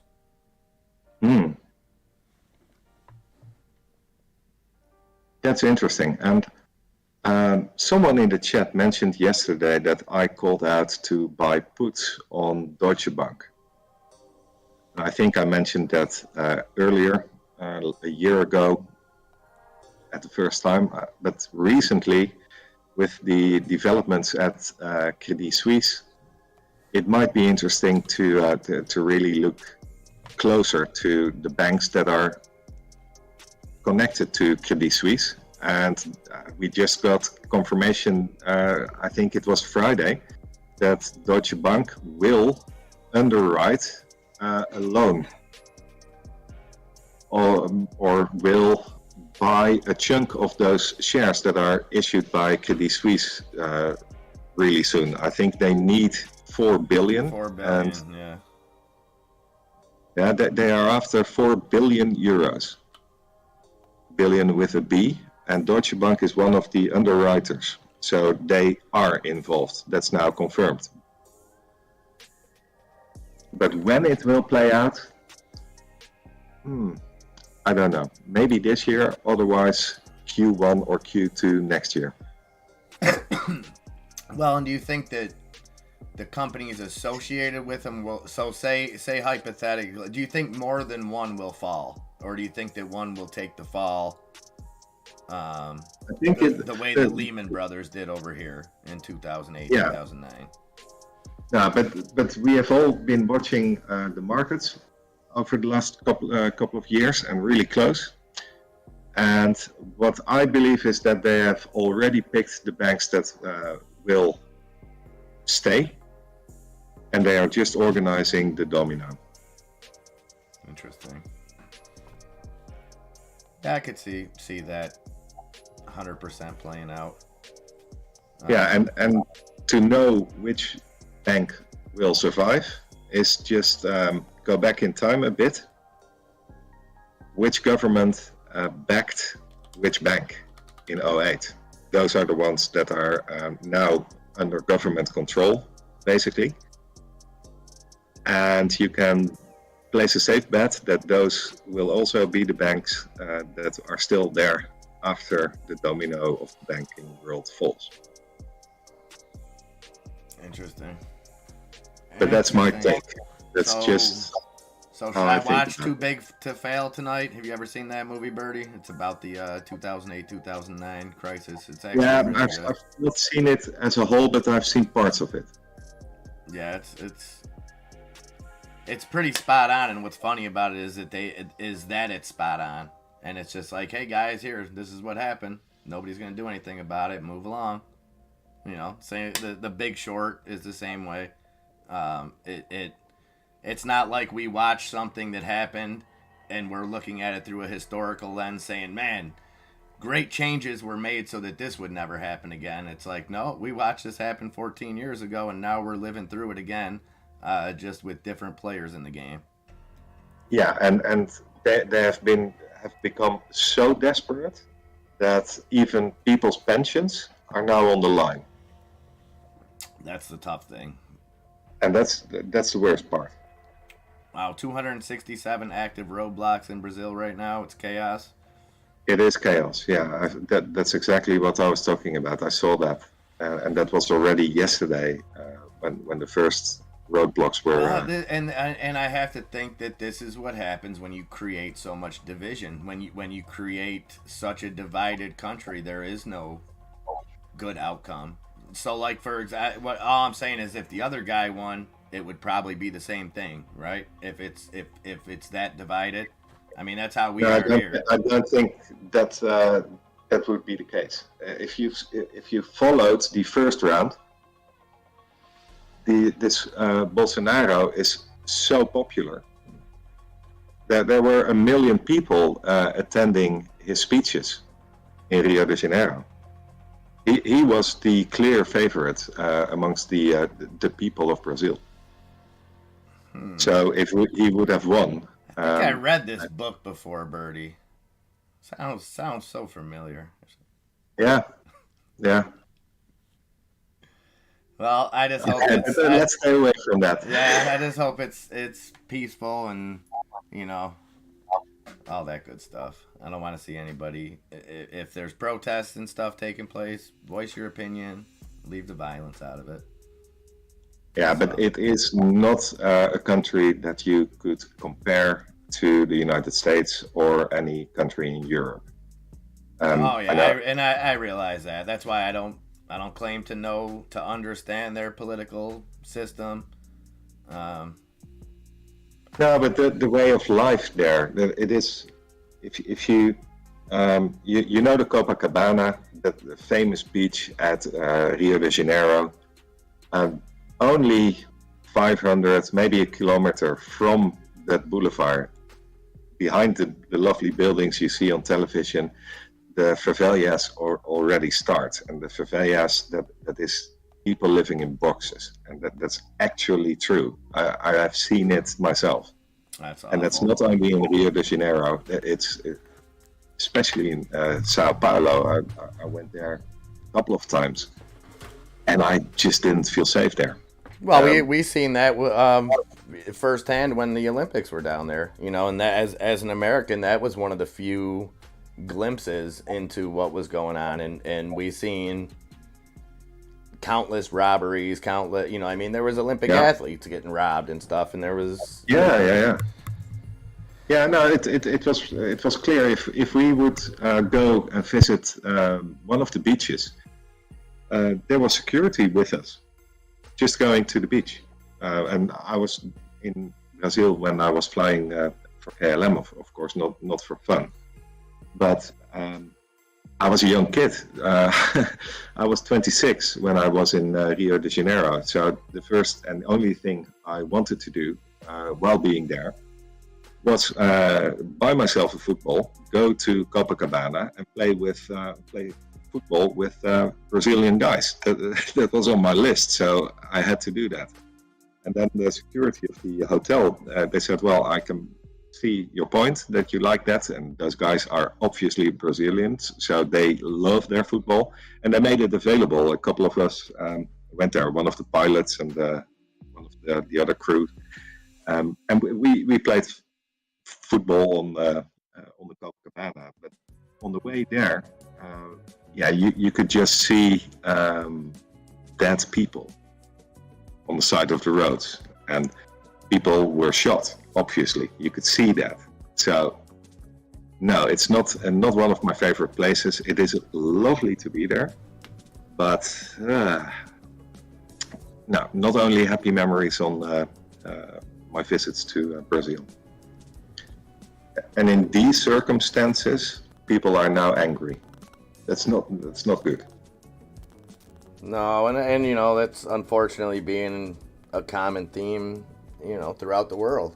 You know, people's cost of living is through the roof. People are on edge, and you know, it's a whole, maybe we're at a boiling point for a lot of issues, and I don't know, like we always say, Birdie, take it one day at a time, worry about the stuff we can control, and you know, I hate to say let the rest play out because it makes us seem useless, but there's a lot of things that we can't control. The things that we can control, you know, that's what we have to do. Yeah. Get out and vote, get out and, you know, I've been saying that for months, as far as not just get out and vote for whatever side, get out and vote for candidates, get out and vote for, get to know these people, go listen to debates, get involved in them. Yeah.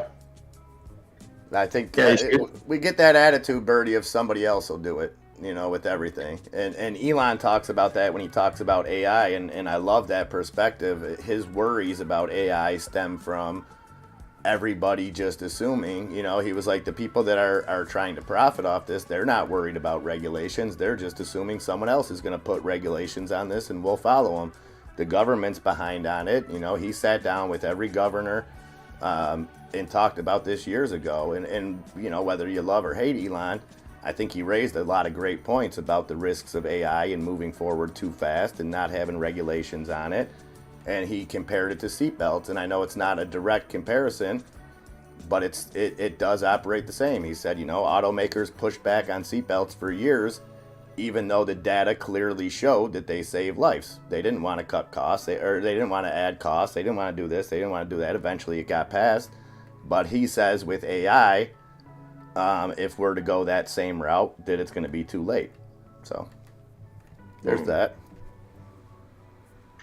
Yeah, Elon, interesting guy. What would you say? Would you say most popular guy in the world right now, as far as popularity, is most people knowing his name and him coming across the screen? Yeah, I think that's true. Yeah, I think he is. Yeah, but not all people are a fan.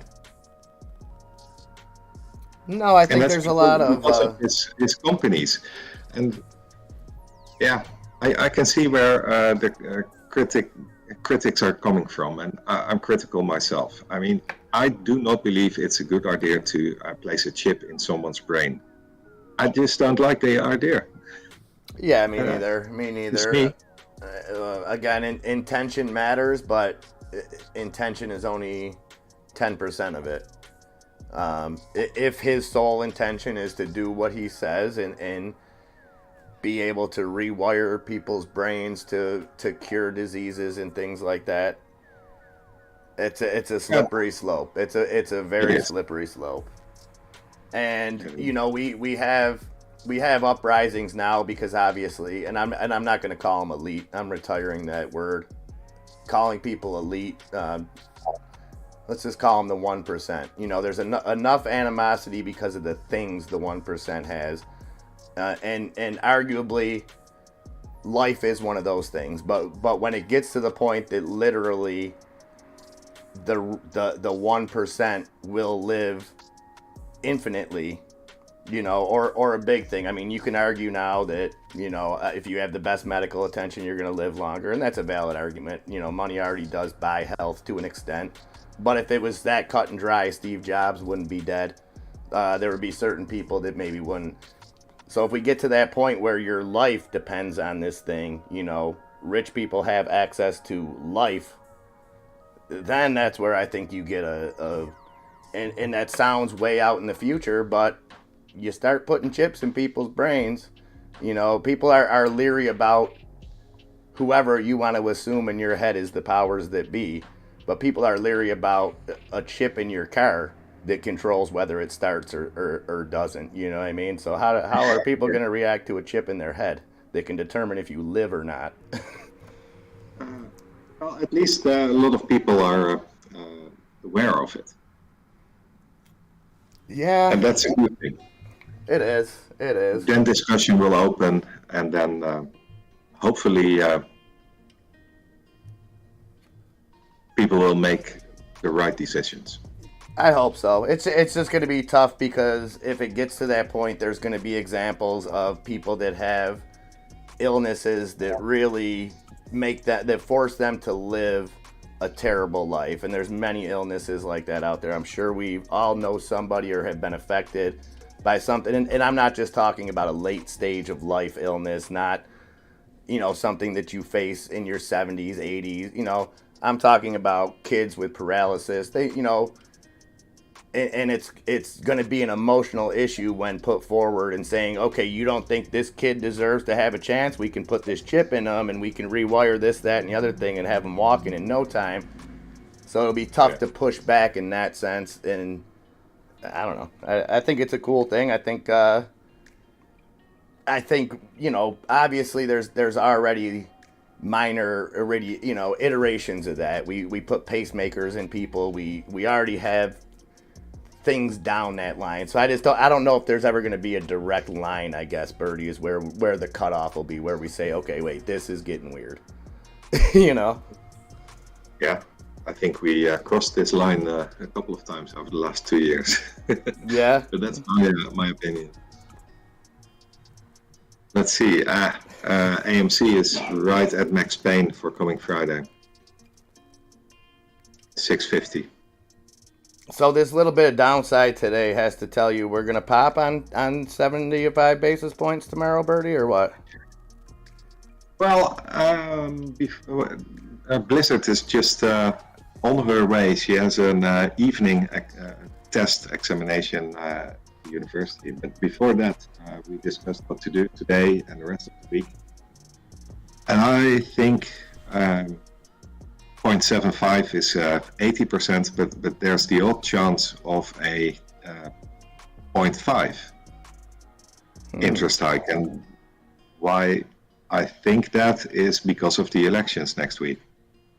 And it would be very nice for the sitting government that you get a pop on the exchanges just before the holiday season, just before the election. Yeah, it would fit in nicely, I think. I think it could, but you had me thinking, Birdie. You asked me last week, I'm pretty sure it was you, that said, how much do Americans look to the stock market to gauge the economy? And what was my response was a lot of people don't. I mean, a lot of people monitor their 401ks, things like that. Most people that I talk to that are passive investors won't even look at their 401ks at this point. They don't even want to know. No, but they will follow the headlines, the mainstream media. Exactly. But that's where I don't know if they want to blame the Fed for this. Maybe they need the Fed to go 0.75 again. I don't know. I think that the Fed needs to stick its course, and the Fed should be leaving politics out of it and doing what they have to do. Obviously, we know that that's not always the case, but I don't know. Or they could say, Birdie, they could say, hey, we're about to get, so our lottery's up to 1.2 billion now. They can say, well, hey, we're about to get about 700 million off that because the government is the biggest winner of the lottery every time, and say, hey, we'll just distribute this, and we're going to just use this money. We don't need a rate hike this time. We're just going to carry it over with the Powerball money. Yeah. Do you guys have lotteries get up that big over there? Nah. But we don't find people 900 billion if he says something wrong on his YouTube channel either.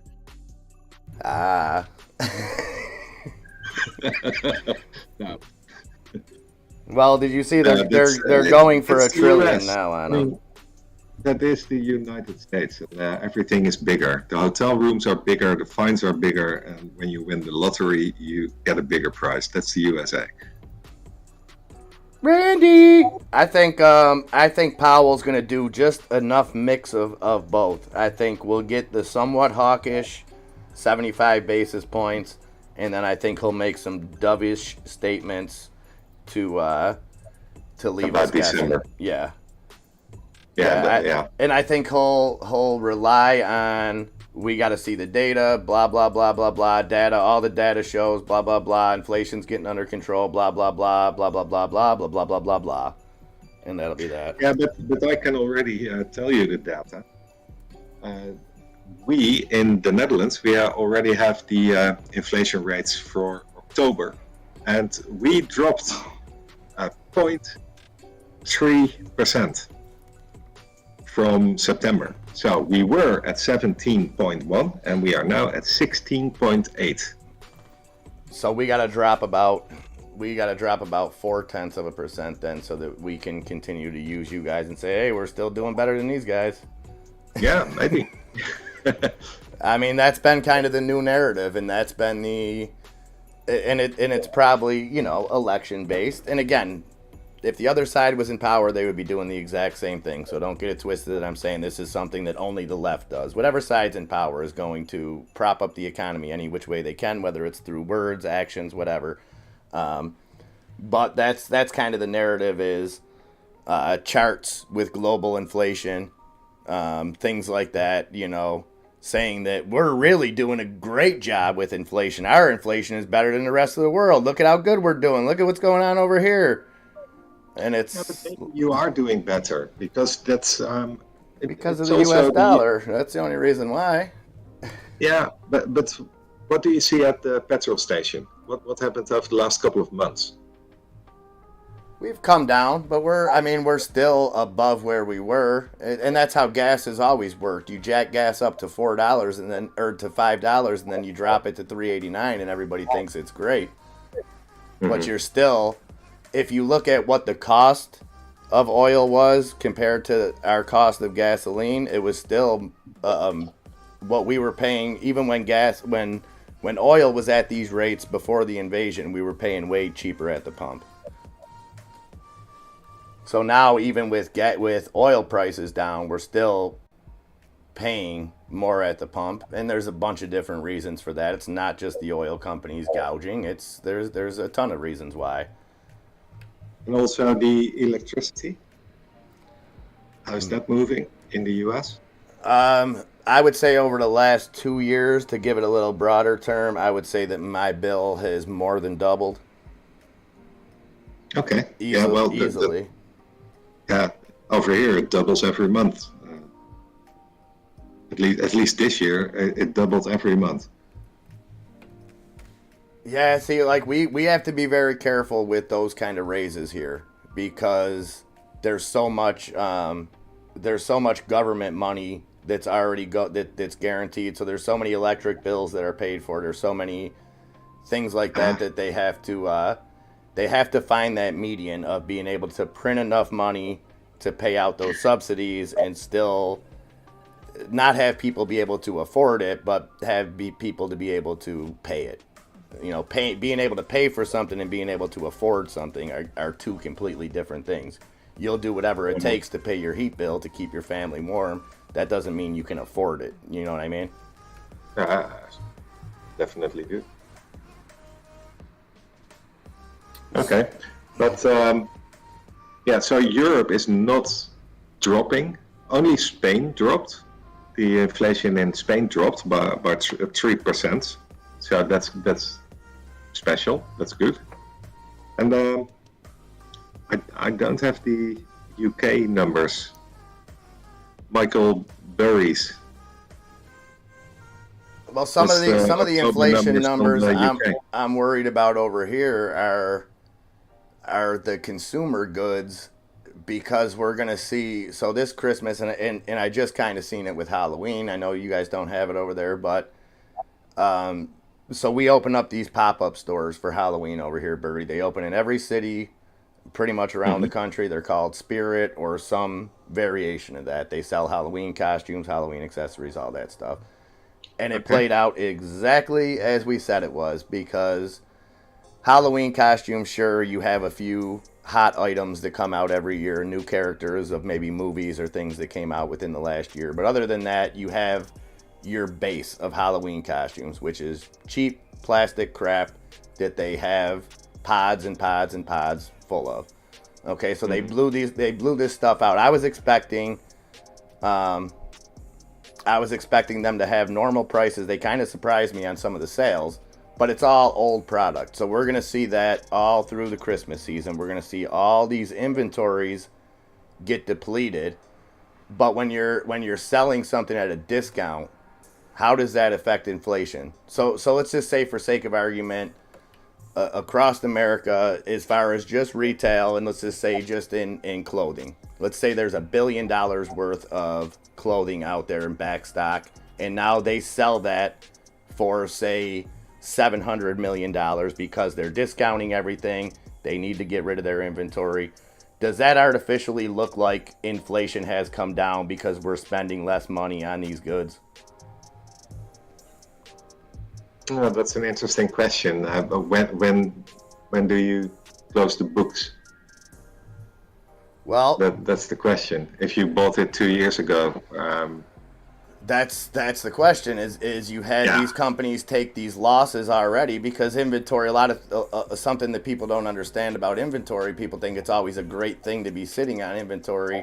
Well, storing it, moving it, all that stuff adds into the cost. So something that you spent, an item that you spent $10 on 2 years ago that you're still sitting on, you have to put the cost into that of maybe $15 now because you've shipped it, you had it on the shelf, you had to pull it, a bunch of different things. I don't know. Yeah, but that's one part of it. But that $10 item when you bought 2 years ago should have gone in 3 months. You can calculate the turnover of certain goods, and if it still is on your shelf, you don't have the ability to put a new article on it. Yes, and that was the problem. That's costly. Yeah, and that was the problem that big retailers like Walmart, Target, Amazon, even for stuff that they inventory, they got themselves in trouble with that because they started ordering based on, basic supply and demand and growth, but the growth didn't continue. They were projecting things at height of the pandemic levels where, okay, we're selling, 50 of these a week now. Before the pandemic, we were selling 5 of them. But if we're selling 50 now, that means, in the future, we're going to be selling 200 of them. So we need to get these orders in now. And then everything just stopped. The world reopened. People started having options. And then you combine that with people started buying less stuff. Okay, people still may be spending the same amount of money. You still may spend your budget at the grocery store, but you're not walking out of there with nowhere near as many items. And that throws inventory control through the biggest loop ever. And I've had to do inventory control on a little retail store that had, maybe 20,000 items in them. When you're talking this big stuff, it's all that stuff adds up. And then you get labor cost, you get everything else. But also keep in mind that your US dollar has increased in value. So if you now invest for replacement goods, you sold it all at Halloween, and then you buy back the same amount, same number of items with your expensive dollar in China, for instance, I think you get a 50% off. Yeah, that's a great point. Because of the change in value. So you need to keep a lot of factors in mind to make a statement whether this does or does not influence the inflation numbers in this quarter. Absolutely. I like it. Multi-tiered. I love questions that don't have black and white answers, Bertie, because those are the ones that we can figure out. There's some things that are pretty cut and dry. I can ask you a few questions that you're going to give me a point blank answer, and I don't need to do any research. But there's other stuff like this that, like you said, contain so many different layers of it, and it's just one angle. I just feel like consumer spending is going to be a big talking point during the holiday season. And I guess it depends. It depends on if they're serious about the economy recovering or if they're not. So I also saw a graph of the U.S. credit card spending. It's maxed out to the top. I think it's almost totally maxed out. So who's going to have any credit to buy Christmas goods for Christmas presents? Oh, this is right about the time, Birdie Hunter, that fresh. So I'll do a little experiment today, Birdie. When I get my mail today, I'll send you a picture. I'll bet everything that I own that there's a pre-approved credit card in there.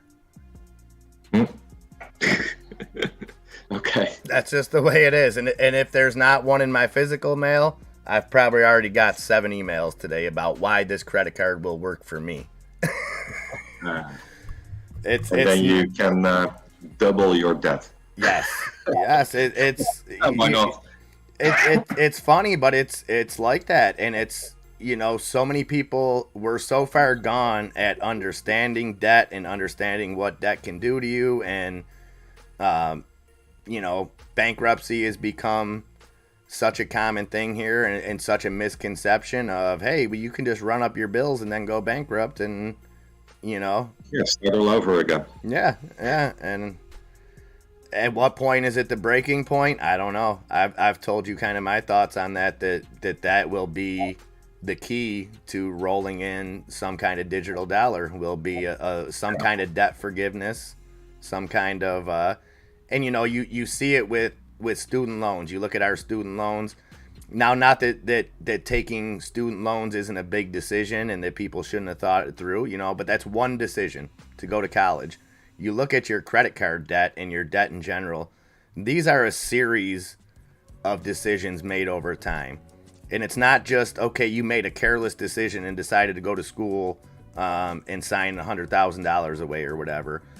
We're at the point now where these reckless spending decisions aren't so much reckless spending. Sure, there's still people out there that abuse credit. There always will be, and there always has been. But I don't think we've been to these levels before, where literally people that work well-paying jobs, not even basing it on a minimum wage job, basing it on an average paying job, say $20 an hour or something like that. You look at the average cost of bills, and there's nowhere near. There used to be a little wiggle room. You used to look at it and be like, wow, how do people live with like $50 a month of spending money? Now it's like, wow, how do people make up that net $600 negative just to pay their bills? You know, so it's a different ball game now, and debtors have always been shamed. You know, nobody wants to be in debt. You suffered tremendously for it. It's not an easy way out, and the education of debt, people are, and I was there for a long time. Trust me, guys, if I haven't been through this, I wouldn't be talking about it. But it's easy to fall into that habit of making, you know, the minimum monthly payments and just continuing to waste money. And it stinks because, like, for a long time, Birdie, it was, if you had credit card debt, you were, unless something, you know, terrible happened or something like that, it was pretty much on you. You're a reckless spender. Now I don't think it's as easy to point that finger. Yeah. Here Michael Bury is posting something about Shell. So you guys are following, or maybe we're following you with these windfall taxes. Do you think that these will go through, or that there'll be pushback on them, or what does that? How decentivizing is that for the oil companies if they are to leverage these on there? Do we see a major slowdown? Do we see them saying, well, why are we going to pump oil if you're going to, you know, fine us for it, basically? I think they are all in it together, and it's all about energy as a whole. And if you see the investments that the energy companies, look at what's happening now. We used to call them oil or gas companies, and now we call it energy companies. So their plan is working already. And if you see how much money Shell, for instance, puts in alternative energy like solar and wind energy, and how much subsidies they get from the European, but especially the Dutch government, I think it's just, I give you 3 billion and you give it back through another. That makes sense. This has been going on for decades now, and they are all in it. And who's going to pay for all those profits for the companies and the government? The people. Yeah, Ursula had that plan laid out pretty well. There was I'm not sure what she was speaking at, but she had that, and I talked to you right after because I remember asking you, because she explained it so much in circles where it was like, we're gonna take profits from them, but then we're going to take money from the renewable resources and give that back to the oil companies. Like, it was a whole roundabout thing that made no sense but made perfect sense at the same time. Like, it was very strange. Yeah, and the scary part is, I bet you that China is not participating in this play, or India, or Brazil, or Russia. No, it's us good guys, or we try to be the good guys in Europe and in the US that are trying to change a climate. The arrogance, the simple arrogance to think that you as a human being are able to do that. I mean, it's unbelievable to me. Of course we should take care of our surrounding first, and then a bit wider of our forests and seas. Of course we should do that. We should have done it way earlier. But we are not going to have an impact on the environment of a planet. Come on, what are you thinking? Yeah, I think. Or am I not allowed to say that on YouTube too? Well, I think there's a lot of well-intentioned people that it's a cause that it's another one of those situations, Birdie, where it's a cause when you just think about it on the surface, saving the planet. You take the buzzwords out of there. You take climate change, global warming. Of course, everybody wants to save the planet. Everybody wants our children and our children's children to grow up somewhere better. And, you know, I think most people do their part. Are there people that litter and all that stuff? Sure. But it's when you put restrictions on something, but at the same time you can pay to buy a credit to get by those restrictions, you have to wonder just on that, is this restriction really to save the environment, or is it really for Al Gore to become a billionaire? It is just to score in the green media. The other day, Floris, my son Floris, went to McDonald's, and he said, well, there's a cool thing.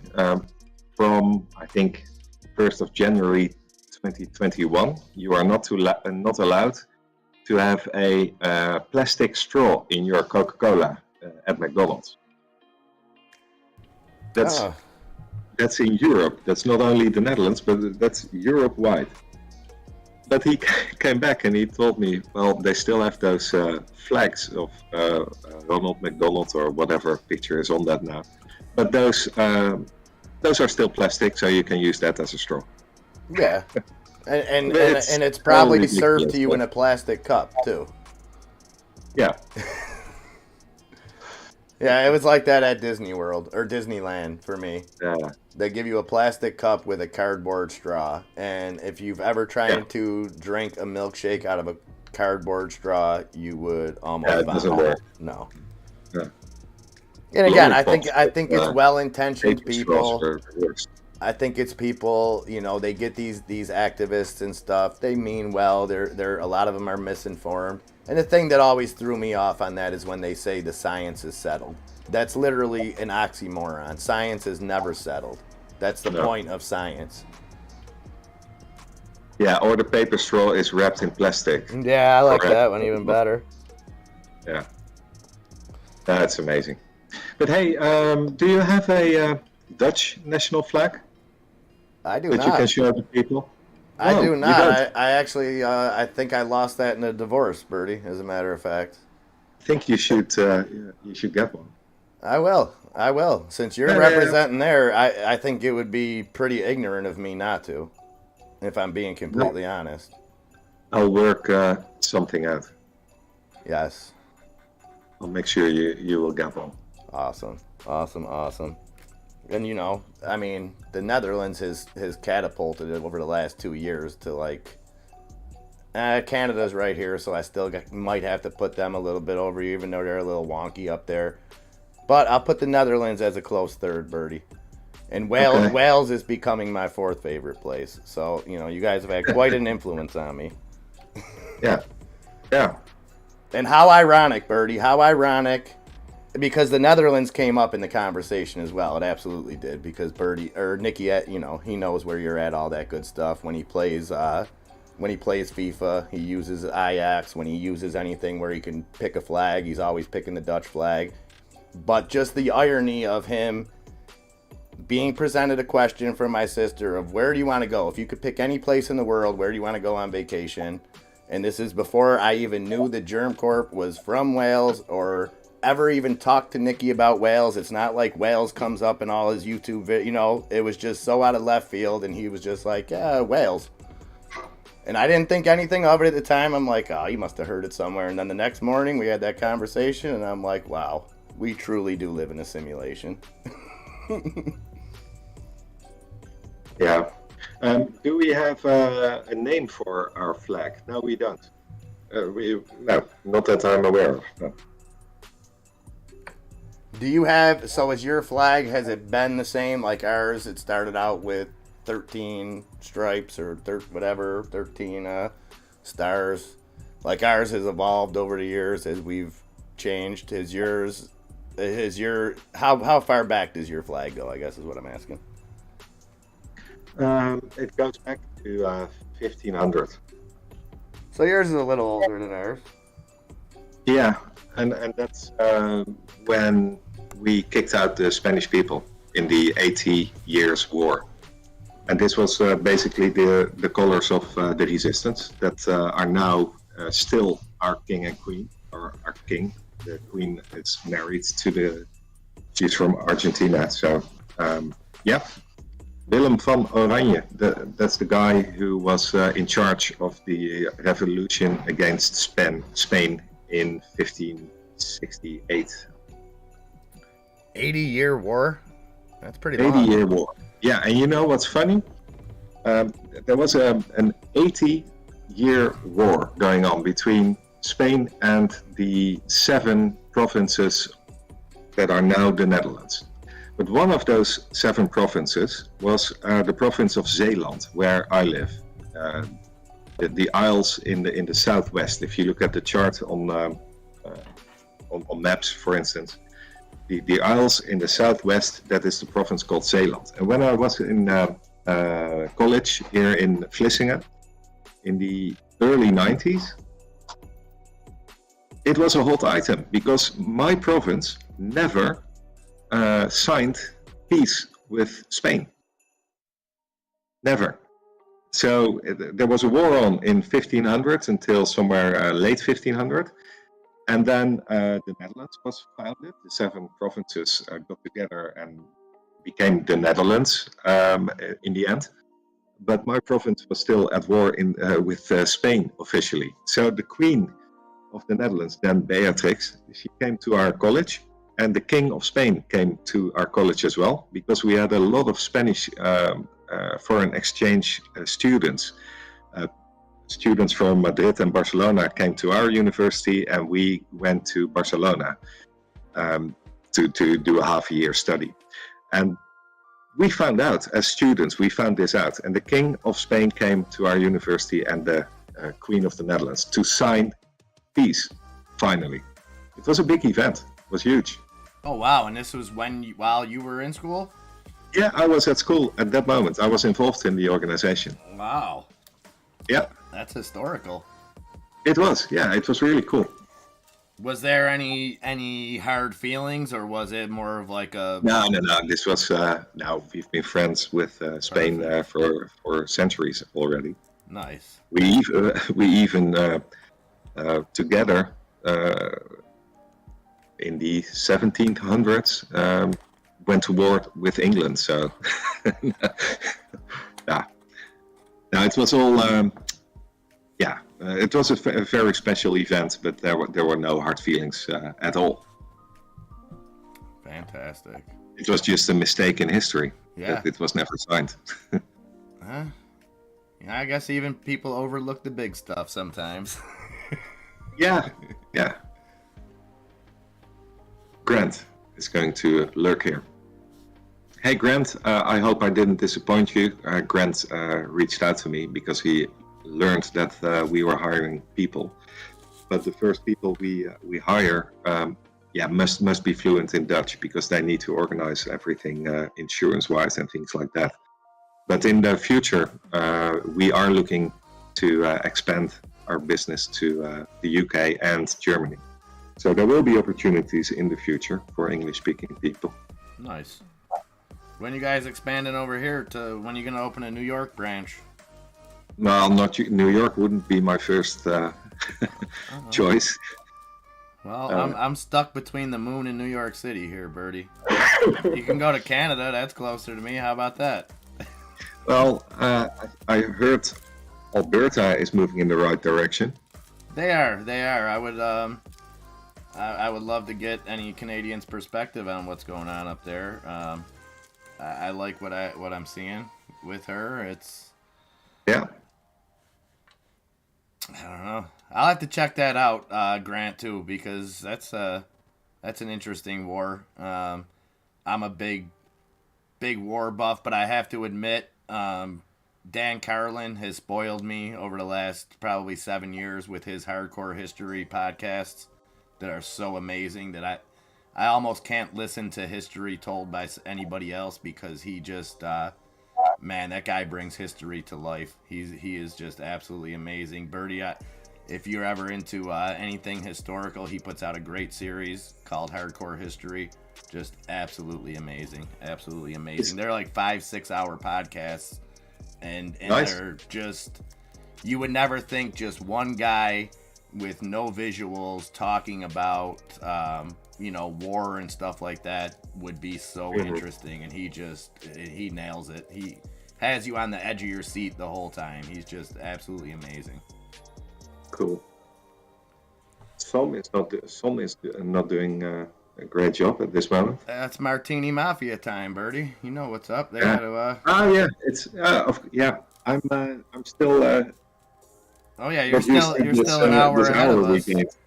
Yeah. So so there's only 5 hours between us now. Yeah, and that'll all change. I think Sunday.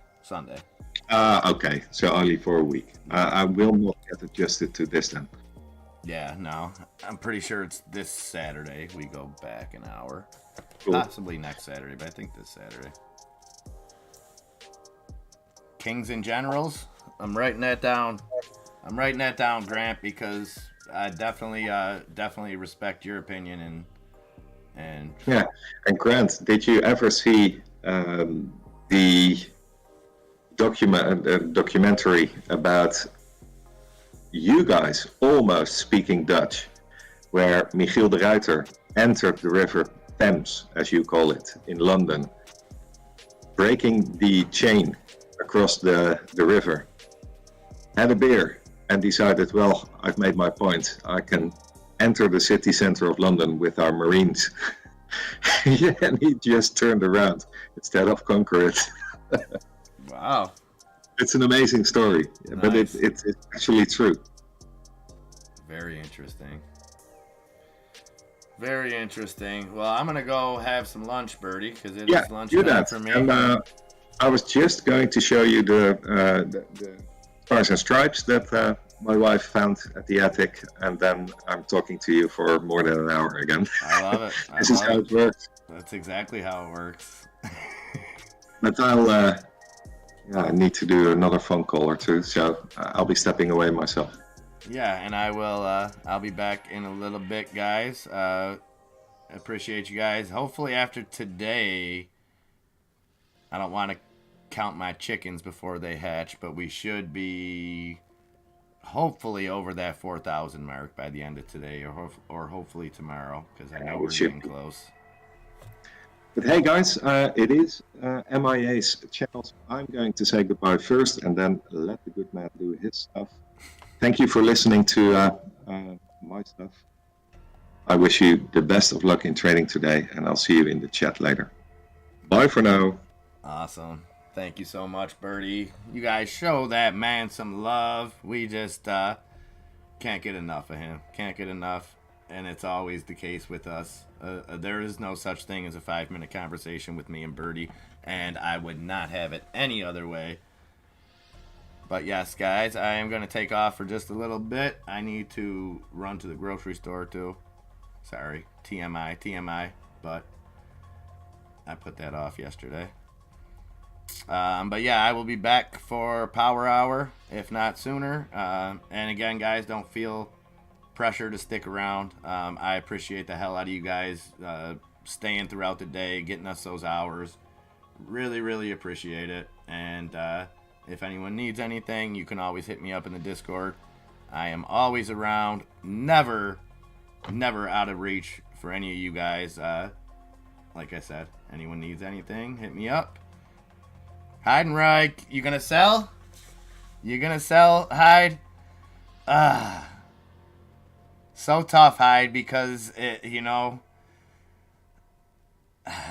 don't know, Hyde. I don't know.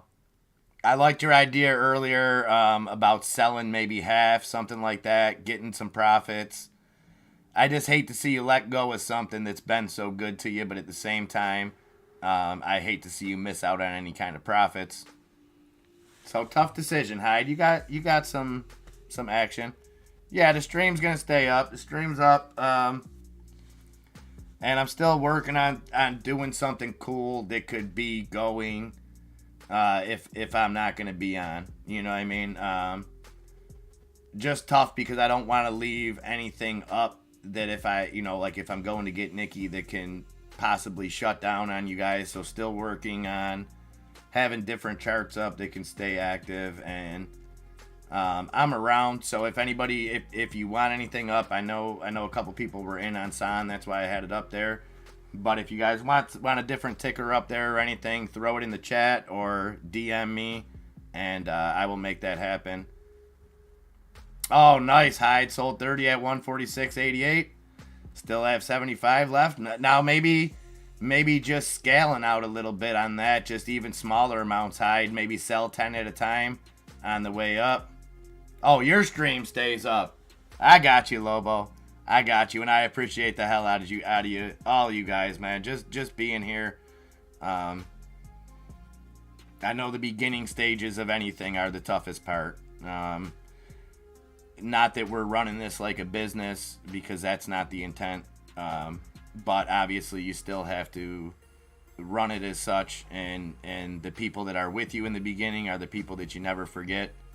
And trust me, guys, just you being here, getting this thing off the ground, I know there's still a lot of work, and that's all we're going to keep doing. Plugging away every day, getting this thing a little bit better, and once we get to that 4,000 hours, should be a little bit easier to bring people into the chat. And then from there, then that's on us to make them stay.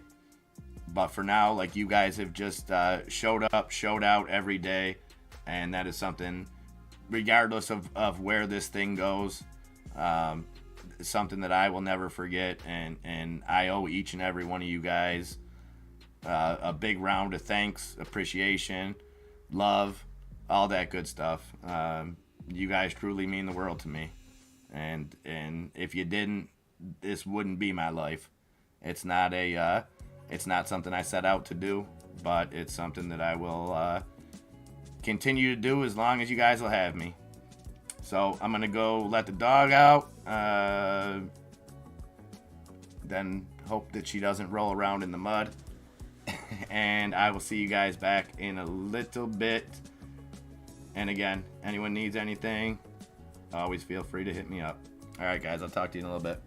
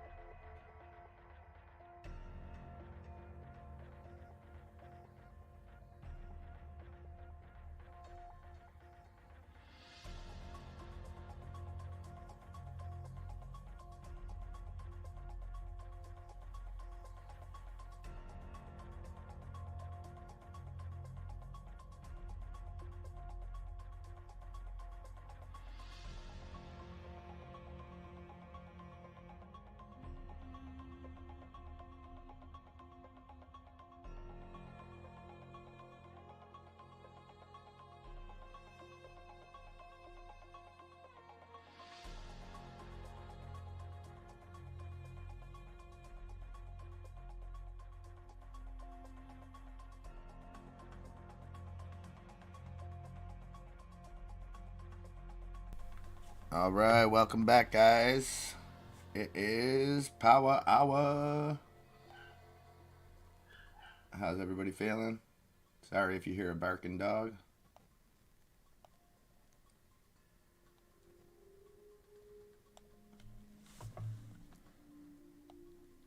All right, welcome back. There we go. Oh, sorry. Echo. All right. So what did I miss? Hope everybody had a great afternoon. Got some lunch. I got some fun and exciting stuff taken care of. Laundry, grocery shopping, all that good stuff. We've got the S&P down 0.25%, NASDAQ down 0.58%, the Dow down 0.12%. SNOA, what's SNOA? And just so you guys know, I did not talk to Enzo, but I did talk to Katie, and he is all good. Just so everybody knows. SNOA. Sonoma Pharmaceuticals, 24%. What's pushing this up? We've seen this all in the last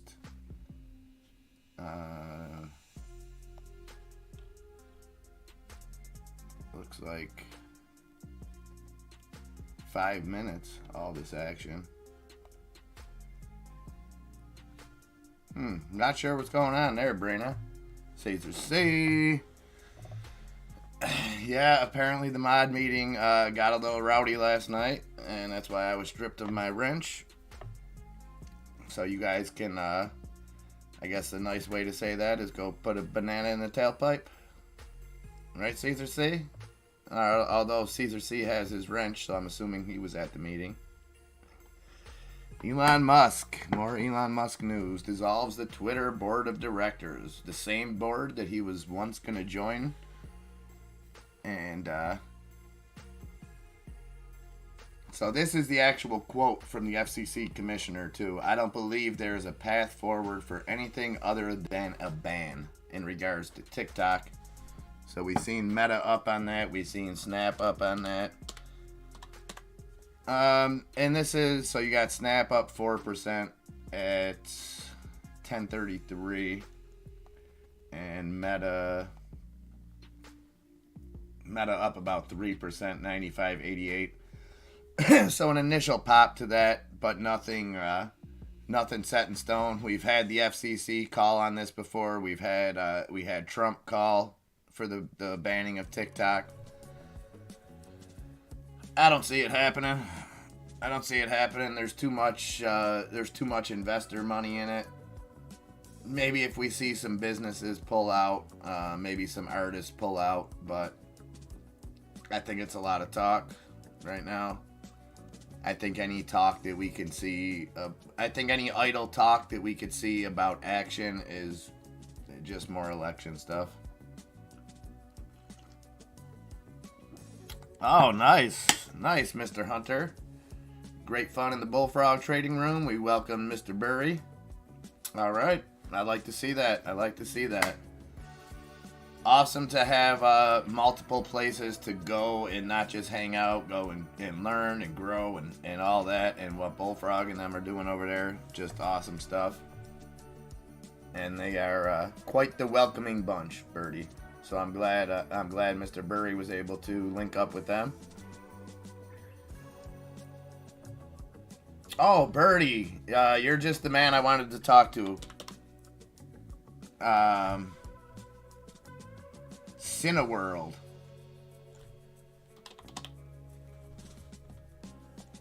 Right? I think it was Cineworld. Was up 150% earlier. Hold on, I think it was, yeah. Cineworld. It doesn't trade over here, CINE, on the London Exchange.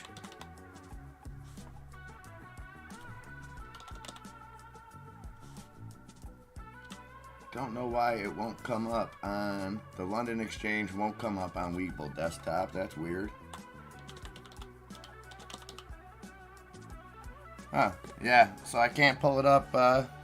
Yeah, Cineworld, that's the one. Weird, I can't pull it up on Weeble desktop, but I can pull it up on mobile. So that's up $7, or it's up.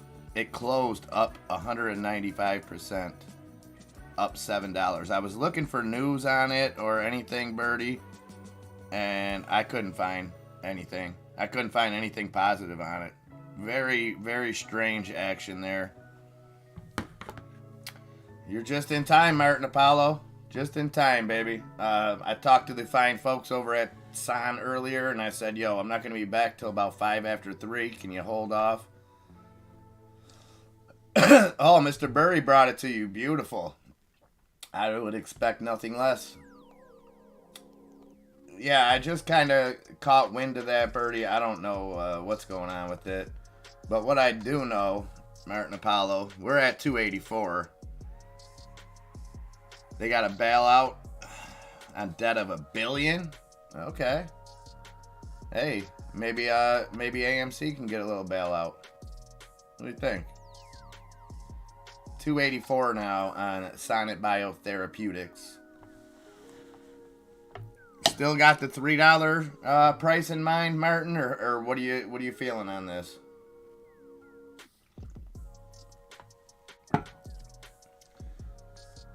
My thoughts haven't changed. I was a little bit off. I thought we would see the heavier resistance at 270 and not so much at 290. But I like 310. I still like it. Let's go.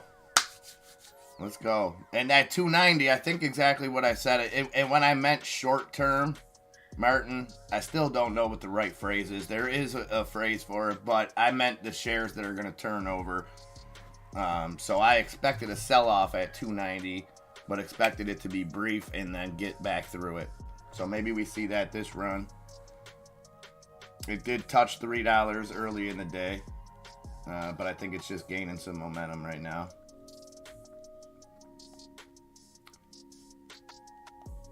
GDXU, Saucy Fredo, you gotta like the action on that. That's up 7% today, 29.81 on GDXU. And that is the gold miners, the microsectors gold miners index. Metamaterials, another one holding nice gains today, up 8.5% on MMAT, sitting now at 115. Let's check this heat map, see what's cooking.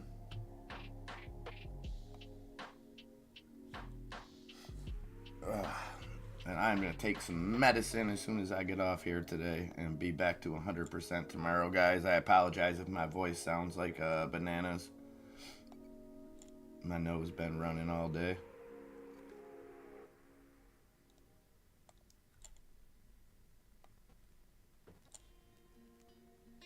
So, still got Microsoft and Apple getting hit. Google, Amazon down almost 6%. Energy, still the number one sector out there performing. Utilities as well.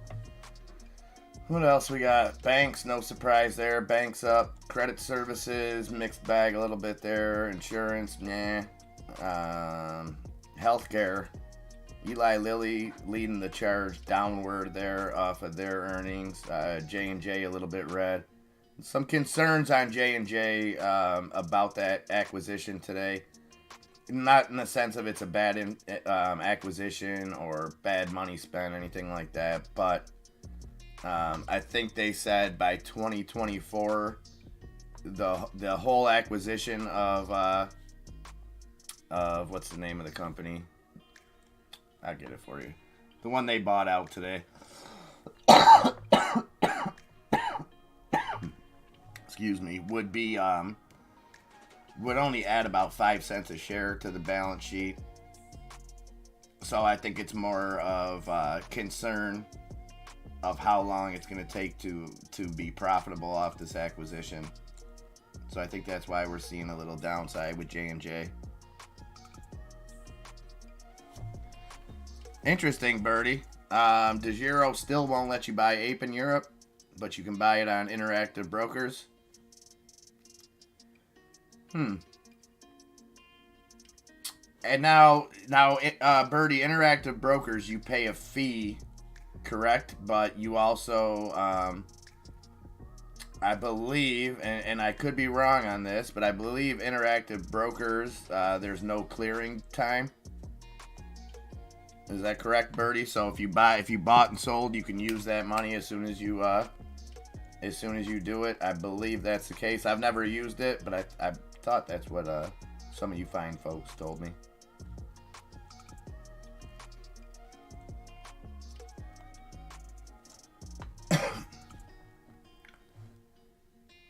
And energy across the board up. Hess Corp up 2%. Phillips 66 up 3%. Valero Energy up 3.6%. Marathon Petroleum up almost 5%, 119.28. You got Devon Energy with their earnings coming up after the bell. They just cracked into the green. Pioneer Natural Resources, the only big boy in the red, down 1%. Occidental Petroleum up 2%.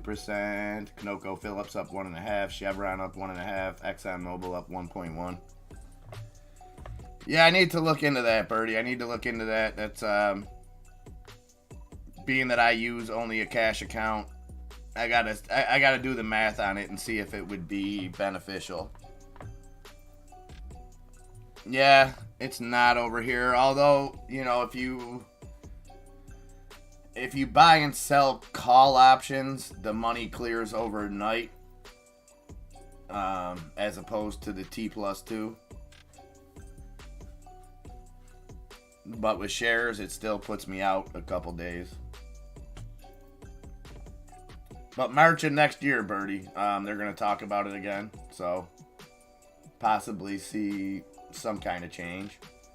And Safety Group continuing to be up near the top of that FOMO list.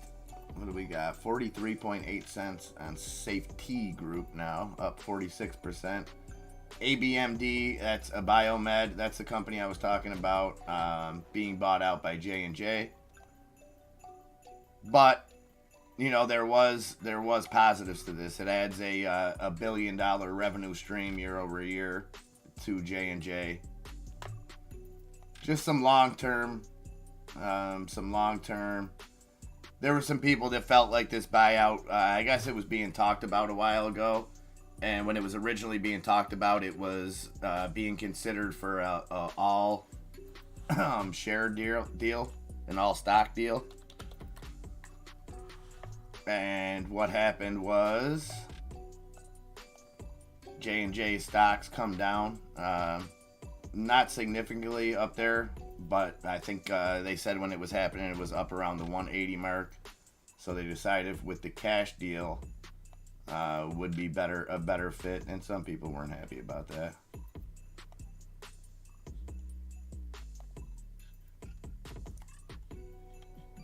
And Sonnet just getting some crazy kind of action here right now, Martin.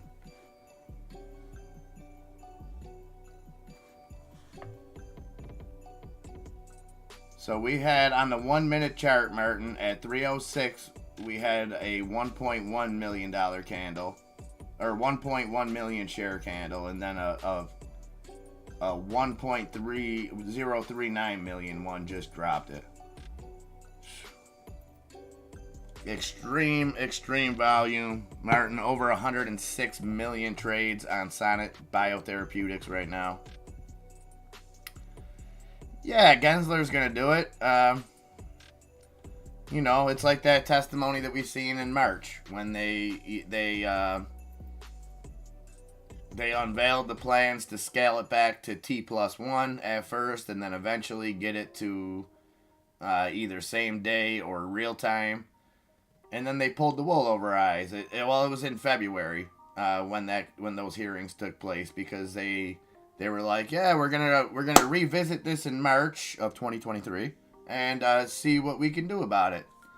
So they gave themselves a year to look over things and see if they like it and change stuff. So then when it's presented again next March, it'll be, okay, well, here's the revised version, and we're going to look at it from all angles, and then by the time it actually goes into effect, we're going to have a digidollar anyways.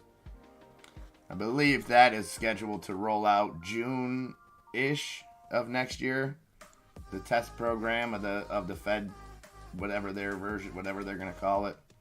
Been a little bit of conflicting reports about it, but they seem to stick by that's the case. CEI. So the smaller company, CEI, all the way down to 13.8 cents. IMPP at 39.5 cents, down almost 3%. HUSA seeing a little upside at $2. Epix Pharmaceutical, little bit of a recovery, up 2.5% today. Been a wild ride for Epix. Still think it seems kind of fishy. We had that big insider buy on October 25th, and it was pretty big. Let's see.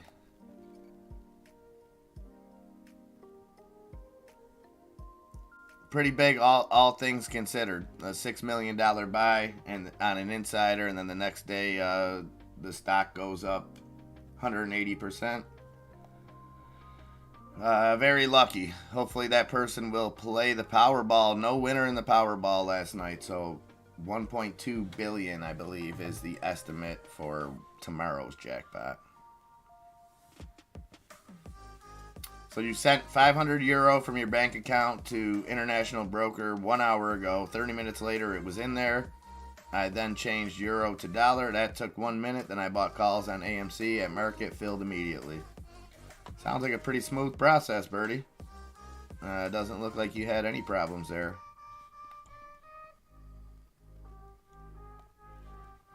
And Weeble's pretty good about that. Weeble, if I deposit money, I get usually instant access to it, Birdie, but they don't usually give me instant options buying power. So the options buying power, I'll have on an initial deposit, I'll have to wait until it clears, and I use ACH, so that's usually 3 to 5 days. Which luckily I don't deposit money in there too much. I'm trying to get it the other way so that money comes out that way.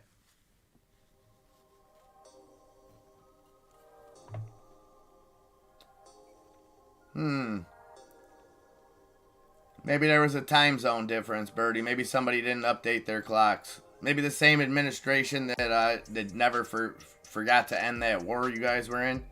Maybe they forgot to update their clocks, or maybe they only half-assed it and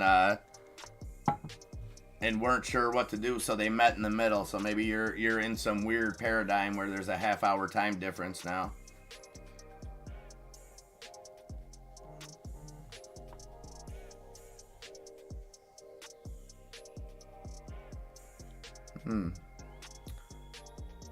So a little more of a sell-off. S&P down 0.25%, Dow down 0.11%, NASDAQ down 0.68%. I don't expect much action in this next 40 minutes. Tomorrow being Fed Day, we'll bring that to you guys live. We should get the announcement at 2 p.m. Ugh. Hold on, guys. I'm about to have to sneeze. Trying to not do it on camera.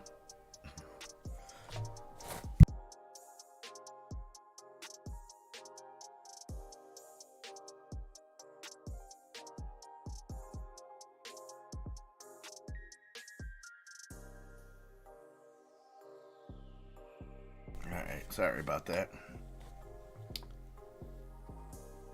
So yeah, JPOW, I'm expecting 0.75. I'm expecting some dovish talk. I think he'll mix his words just enough to keep people guessing and to leave it open to interpretation. I don't think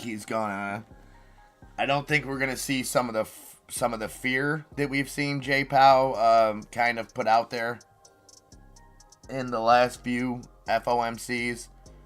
This will be the fourth 75-point basis hike in a row. I think many can just look at that and very easy to pin the problem on him just on that, and rightfully so. Rightfully so. I think, in any situation, the parties accountable need to be held accountable. And I think J. Powell being late to the game is a big part of why we are where we are. Now, would global issues have trumped anything that he could have, any moves that he could have made earlier? Possibly. But we're here now. There's no real point in coulda, woulda, shoulda. So let's look for Junk Savvy. I like when you get saucy, Junk Savvy, because that means something must be serious. Yeah, I think he'll leave. I think it'll be just enough to be left into interpretation. It'll be just enough,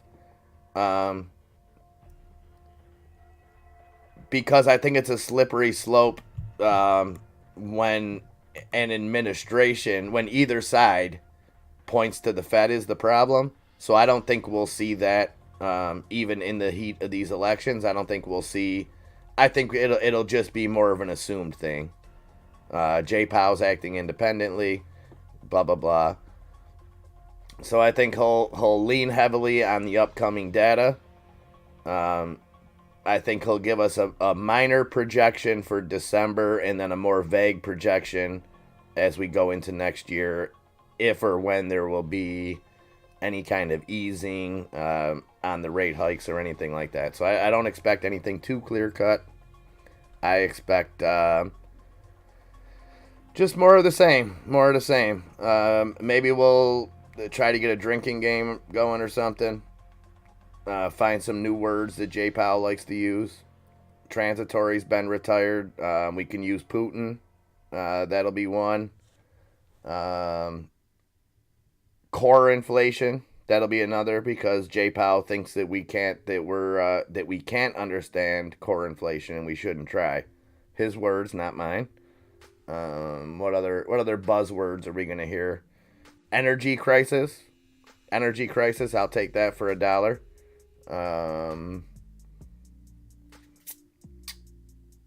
Strong jobs, some kind of phrasing around that. Strong job market, which is 100% bull banana. And he'll probably cite numbers of employment rates up, because we probably just had 3 million people work for 2 weeks at spirit stores. So they're gonna, economy's booming. Well, once it's retired, Lobo, it's retired. And there ain't no coming back. Jay Powell retired the word. So, to any transitory community citizens out there, I apologize, but it is now retired. And it'll be more of the same. I think it's got to be built in. Oh, yes, and I quote, strong as hell. Well, and I think that's another clever play of words, Grant. Because we as a society, we like to use hell to describe a lot of things. It could be cold as hell, it could be hot as hell, it could be sweet as hell, it could be sour as hell. So at some point, if we're going to keep having these discussions, I think we really have to get to the bottom of what hell identifies as. Because I think it's been thrown around way too loosely. And, and maybe that's part of the whole Ghostbusters thing, evil taking over, things like that. Because I very rarely, Grant, hear people be like, oh, man, you see that Michael Jordan? He's strong as heaven. Or like, yo, I don't know, that thing's like as strong as purgatory. You know what I mean? It's only strong as hell. It's only hell that we use as the adjective. Very strange. But then again, Grant, we're a society that drives on the parkway and parks in the driveway. So we haven't got it all figured out yet, but we're trying to We're trying. We're getting there. Yeah, in the long run, the fiscal support for this savage, we're saving people from Putin every day. We're doing our part on a global scale, and we should be proud of it. If Mr. Zelensky asks us to jump, our question shouldn't be why. It should be how high. So, and we'll see that. We'll see that as we continue to disregard our homeless, our housing crisis, our energy crisis, because Mr. Zelensky would like us to prop up his economy. And, unfortunately, and, again, I would love to see us help the citizens and see it done like that, but doesn't seem like now's the time for us to be investing in war-torn countries. Just saying. Well, you could. You might, Grumpy. I mean, it all depends. Because you have to admit it's used as a good adjective and a bad one. I mean, it's usually used as a bad one. If you say it's hot as hell, it's usually because you're sweating and you don't want to be there. But if you say like, oh, that movie was bad as hell. I like that one. That's what you call word salad, Junk Savvy. The Fed is committed to fulfilling our statutory mandate. Yeah. I don't think I have enough whiskey in the house to put that into the drinking game, but maybe we can do something else with it. So that'll be 2:30 p.m. tomorrow. I will be back to hit that live. Nikki gets out early tomorrow, so I may miss the initial announcement at 2 p.m. What I'll try to do is set it up before I leave to get it. He gets out at about 10 to 2. I should be home right around 2 for the announcement, but then I'll definitely be able to bring us J-Pow's statement, which typically, if I remember correctly on the FOMC, I think he makes a statement and then has a very naturally diverse crowd of quote-unquote journalists ask him not prepared questions. So I think it's about usually 20 minutes to a half hour long on the rate hike briefing tomorrow. Downward pressure, that's another one. How about consumer confidence?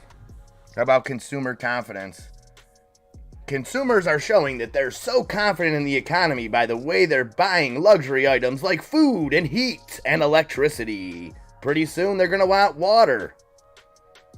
So yeah, more of that.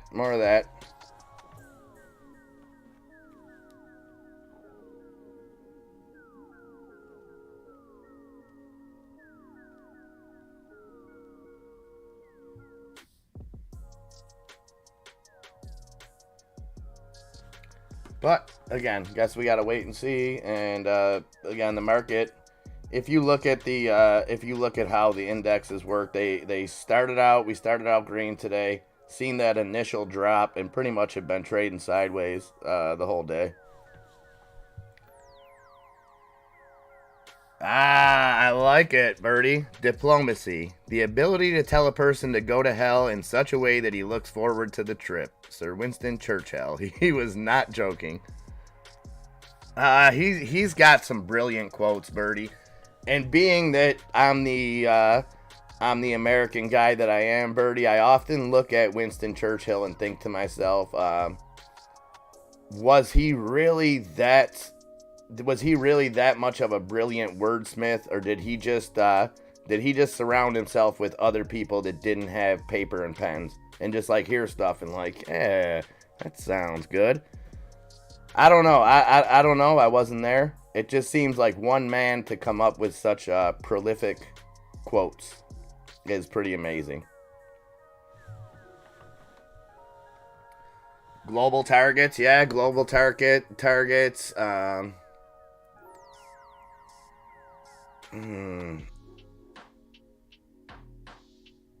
I don't think that they'll touch on any of the election. I think they'll probably throw him a softball question if he's worried about whatever. And I think that they'll do that to give him the perfect opportunity to say it doesn't matter who wins the election. We're a nonpartisan group. We don't play into politics, yada, yada, yada. Which should theoretically be true. Okay, I see you, GameStop. I see you, GameStop. Shaking that banana. Up here, 28.49. So a big recovery. Look at that. That looks just tiny. If you're looking at the 1 minute chart, which I don't always put a lot of stock in, don't get me wrong. But when a big ass W shows up on my chart like that, I got to think. And it's not wrote very correctly, so it looks like it was kind of signed by George W. himself. If you really look. So we could see, we might see some, this might not hit before, but I could see some after hours action getting us up to those pre-market highs, or at least somewhere around there to 29.20 level, 29.30 level.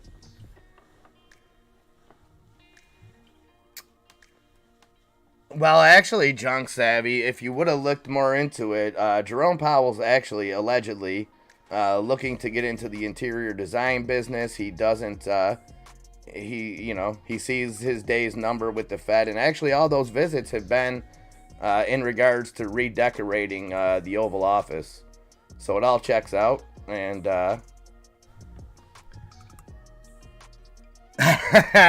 I love that one because you can use it in so many settings.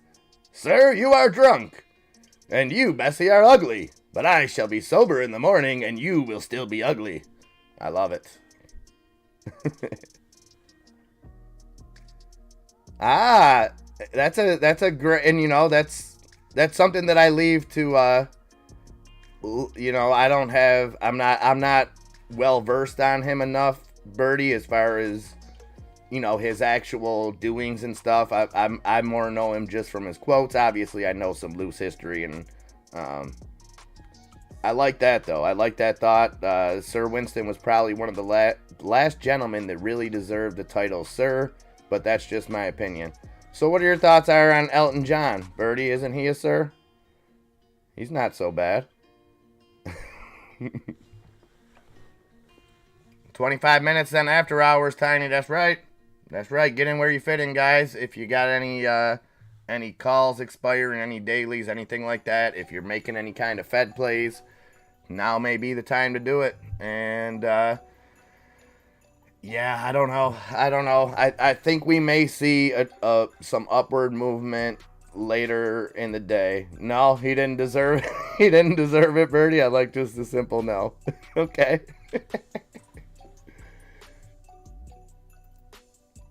Okay.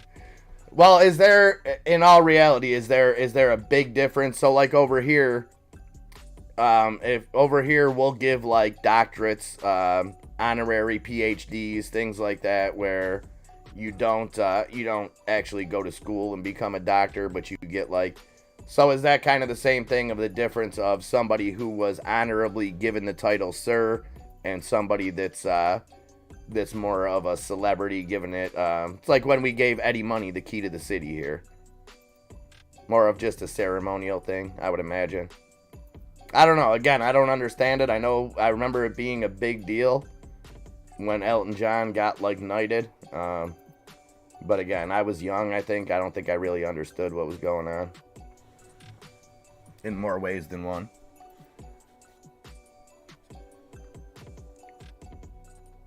Was he a Sir? Please tell me that that's not true, Tiny. Flavor Flav! Flavor Flav in the sun. Public enemy number one. Get up, get down. 911 is joking your town. Sorry about that. Get a little excited.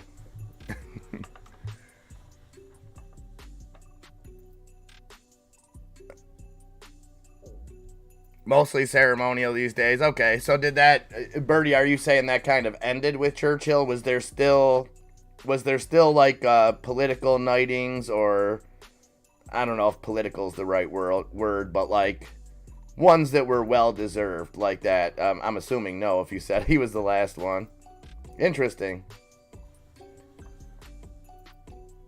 All I know is we have a lord and lady in the community, and that's all I really need.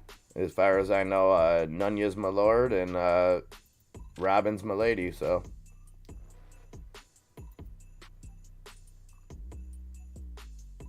okay, you can still be made a knight of the British Empire these days. Our empire of 13 tiny little islands is so what is the Bahamas then considered, Grant? I think where I was in the Bahamas, I'm pretty sure was technically either owned or like controlled by the British. I believe. I think we looked it up before I went. Fantastic, Stanley. Fantastic. Appreciate that, brother. And I will, as soon as I get Nikki fed and get some medicine in him. He was a trooper today, Stanley. I didn't want him to go to school. He had a, nothing severe, but I could tell he was run down from Halloween outside, just one of those days where he would be okay to go, but I thought it was better off. And it's library day today, so he wanted, and he wanted to go get a new book. Like the reasoning behind him wanting to go to school blew my mind. When I'm 7 going on 8 and I am given the opportunity to stay home from school, especially we've got books here. It's not like I deny him his book privileges, but apparently the getting a book from the library was more important. Ah, okay. Bahamas is its own country. Cayman Islands is still British. Yes, those Caymans. And the Turks and the Caicos Islands. Yeah, definitely. Definitely, Birdie.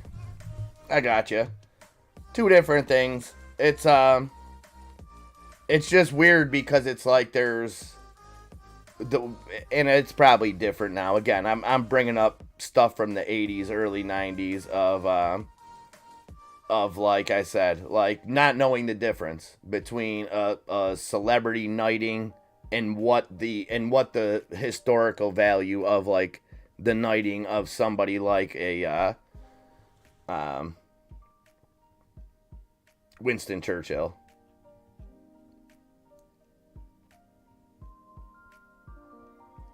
Yeah, he loves it. He loves it. But part of it, Tiny, it's not all good motives. He likes to read because he likes to find stuff out that I don't know and then prove me wrong. So, I guess the ends justify the means, right? Nanya, you the man, brother. You the man. It's your world, baby. I'm just living in it. Excuse me, guys.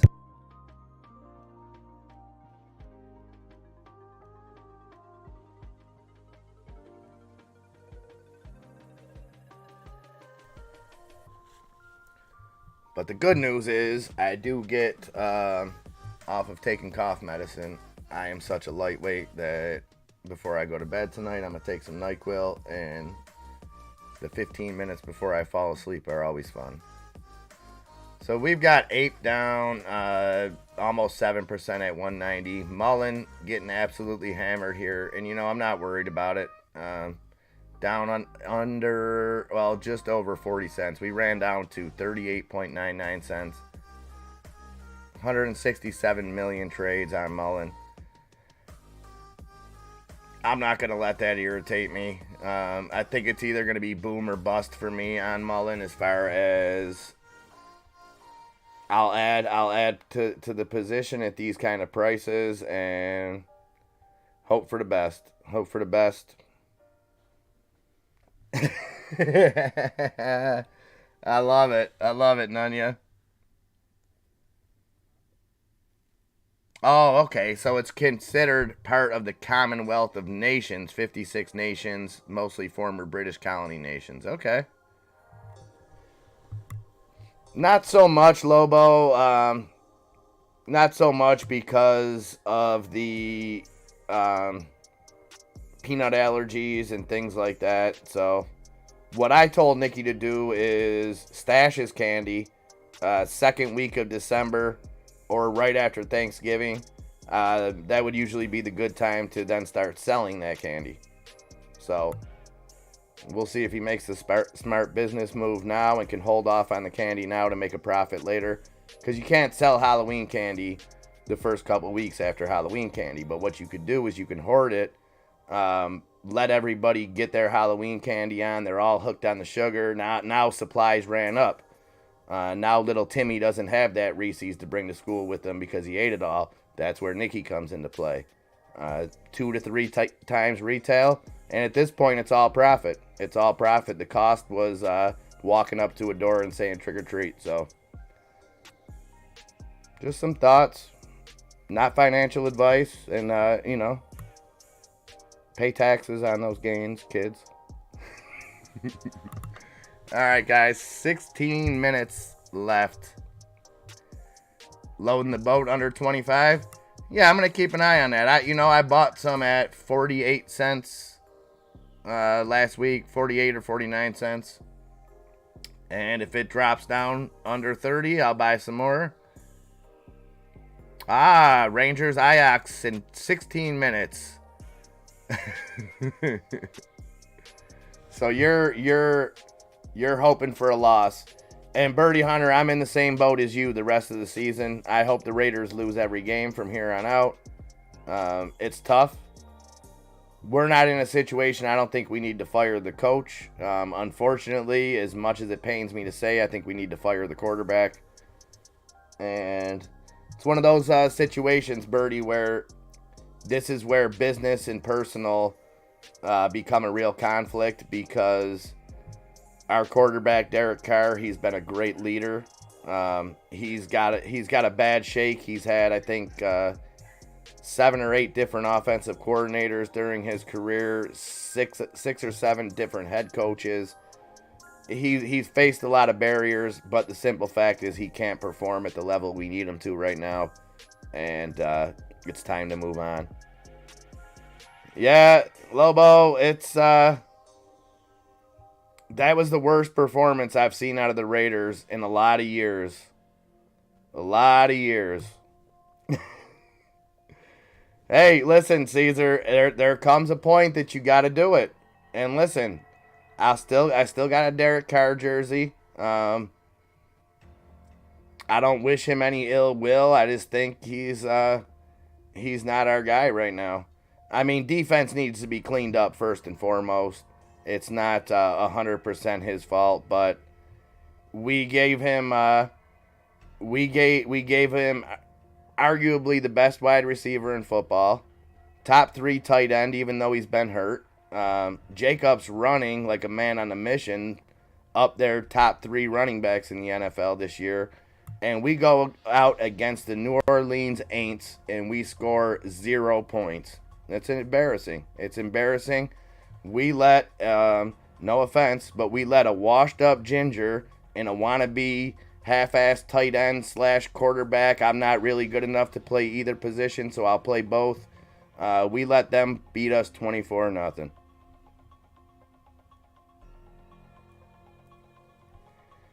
Hey, Lobo, listen.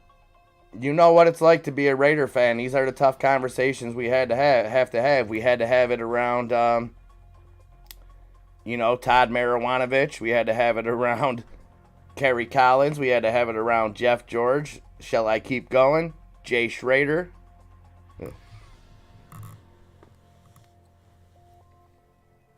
Oh, man. That's tough, Grumpy. No, I love them in Fresno. And, maybe we give them one more year with McDaniels and see what happens. But Taysom Hill slander will not be tolerated. Yeah, we probably just got demonetized on that one. I could definitely see that. But he knows what he is. His contract even says it. His contract says all of that, but in a nicer way.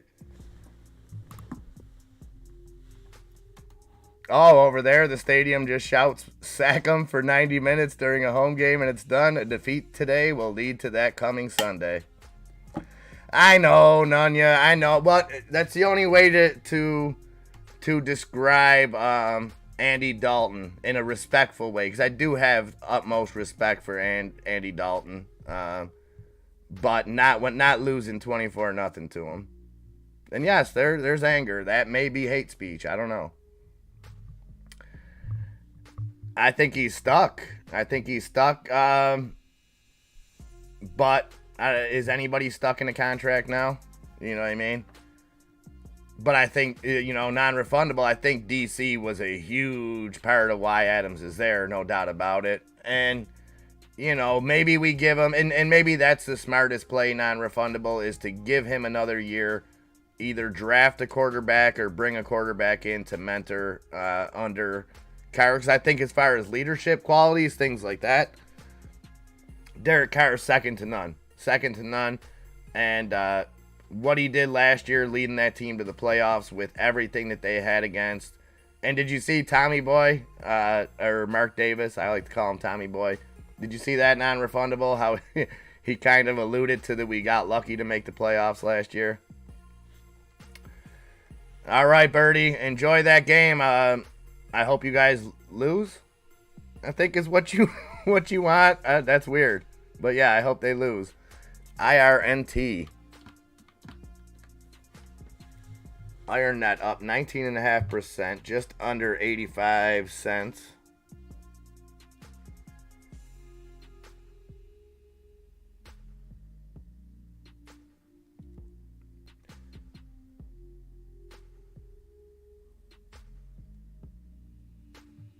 And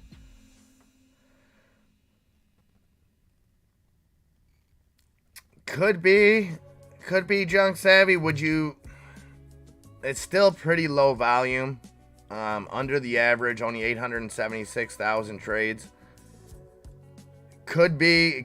Are you saying? And I think you are. Insider buying to try to gain that compliance.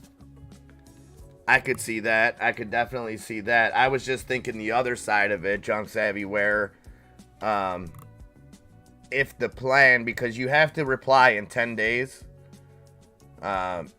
you have 6 months to cure the deficiency, but you have to respond within 10 business days of the intent to cure it. So you have to either, I'm not sure the specificity, is that right? Of what you have to give them, in the sense of, are you looking to put it to just get over the hump? Are you going to get in there organically, or is there going to be some kind of reverse split or anything like that? John Matt, did I not tell you? I tried to tell you about CMC instantly making the Niners competitors, and boy oh boy, he came out, he hit that trifecta, threw a touchdown, caught a touchdown, ran a touchdown. Ain't seen that since LaDainian Tomlinson did it to, of all people, the Raiders.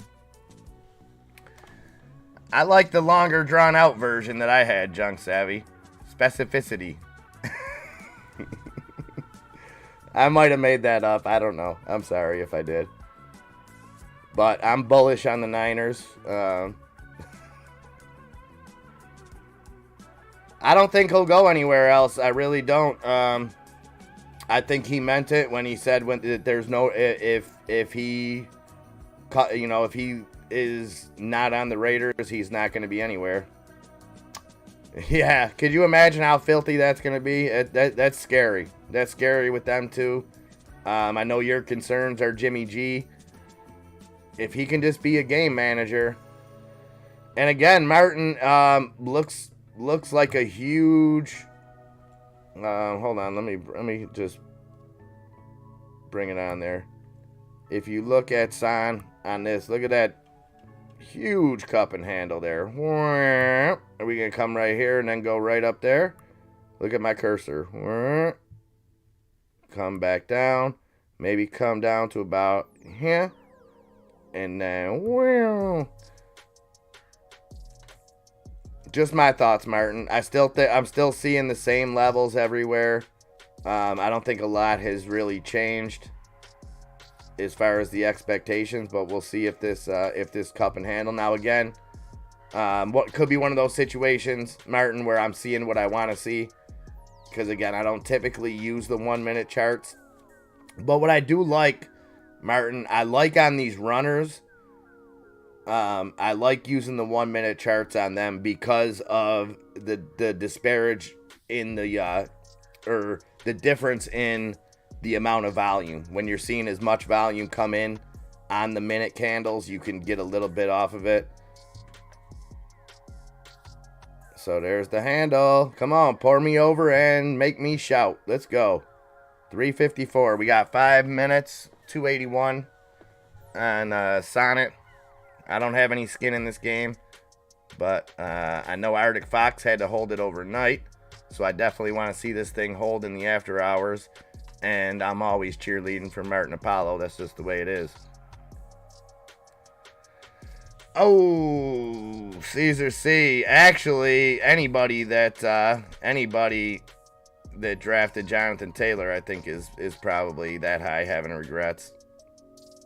I gotta, too many times. I've drafted CMC twice when he got hurt, Caesar. I was scared. But at least I didn't take Tim Brady first. So.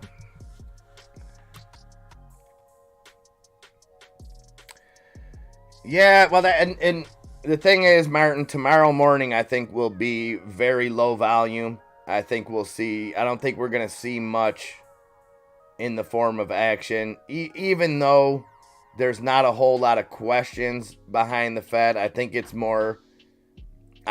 pretty safe to assume that 0.75 is built in. So I think the reaction, Martin, is going to come from any kind of looking forward to the December meeting, or even further than that. And we might even not get much in that. We might not get much in that until the minutes get released in 15 days, I think is when they release the Fed minutes. I could see a stronger reaction coming from that, because you get the Fed as a whole on their you get the Fed as a whole, how they see things. Tomorrow we get J Powell. We get what J Powell thinks. So yeah, but tennis, if J Powell signals any kind of dovish signal, we may see some volume pour in right after. And again, now I don't think that means everything's solved. Everybody's in it for the long run. Just trying to gauge the reaction. Just trying to see what he can say, because I don't think he's going to, with the midterms next week, and again, a play that would probably be being made regardless of who was in there. I don't see him sounding the alarms like he kind of has in the last couple. There, when he used that phrase, there's going to be more pain, and we dropped 5% almost across the market. So I don't think we're going to see that kind of. I think that the people behind him at least know that, and I think that's fair. I think that's fair, unless he's going to put it on himself. Let the voters decide for themselves. I think he bears a big brunt of the blame on this, and I think people can just see that for themselves. I think it doesn't need to be stated that the Fed started acting late, trying to play catch up, and it's not working.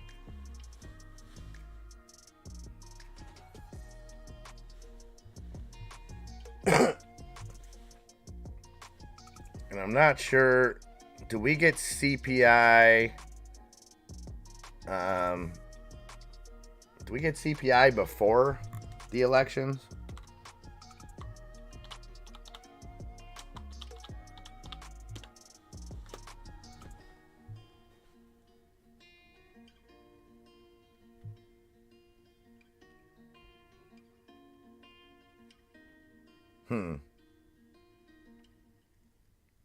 So we get them 2 days after the election. We get CPI data November 10th.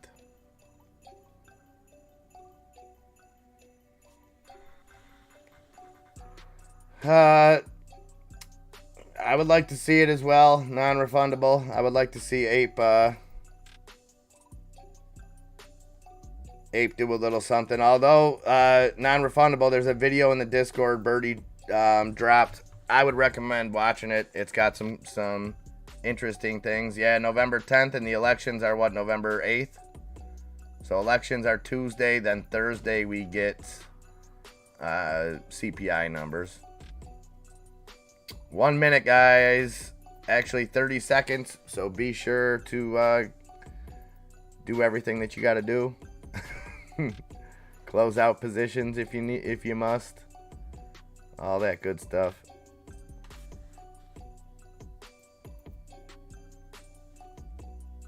And 10 seconds.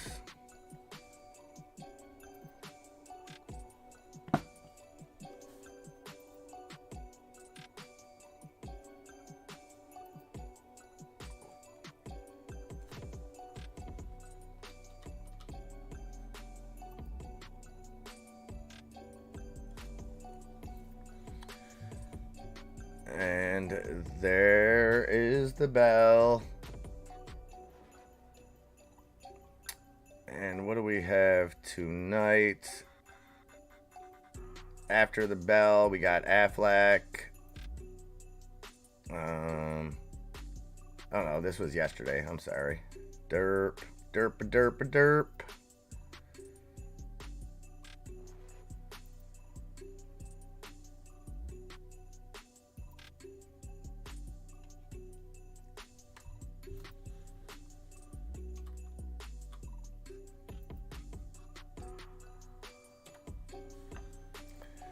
%72 down overall. Yeah, it does need a lot of help, and it needs. It's just so tough to say. It's so, because there could be a trap out there. There could be and you know, like I said, I recommend watching that video because he put in the work on it, and it'll give you some hope. It'll give you some hope. And again, I'm not saying I still feel like somebody is going to have to step in at some point for us to see anything done with it, but we shall see.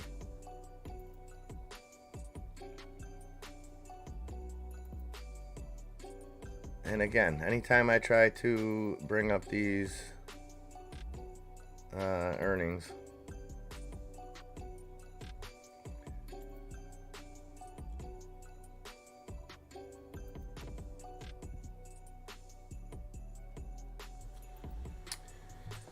and on the sign, well, let's watch a little dip here just in the first couple minutes. Down 1.5% in the after hours at 278, but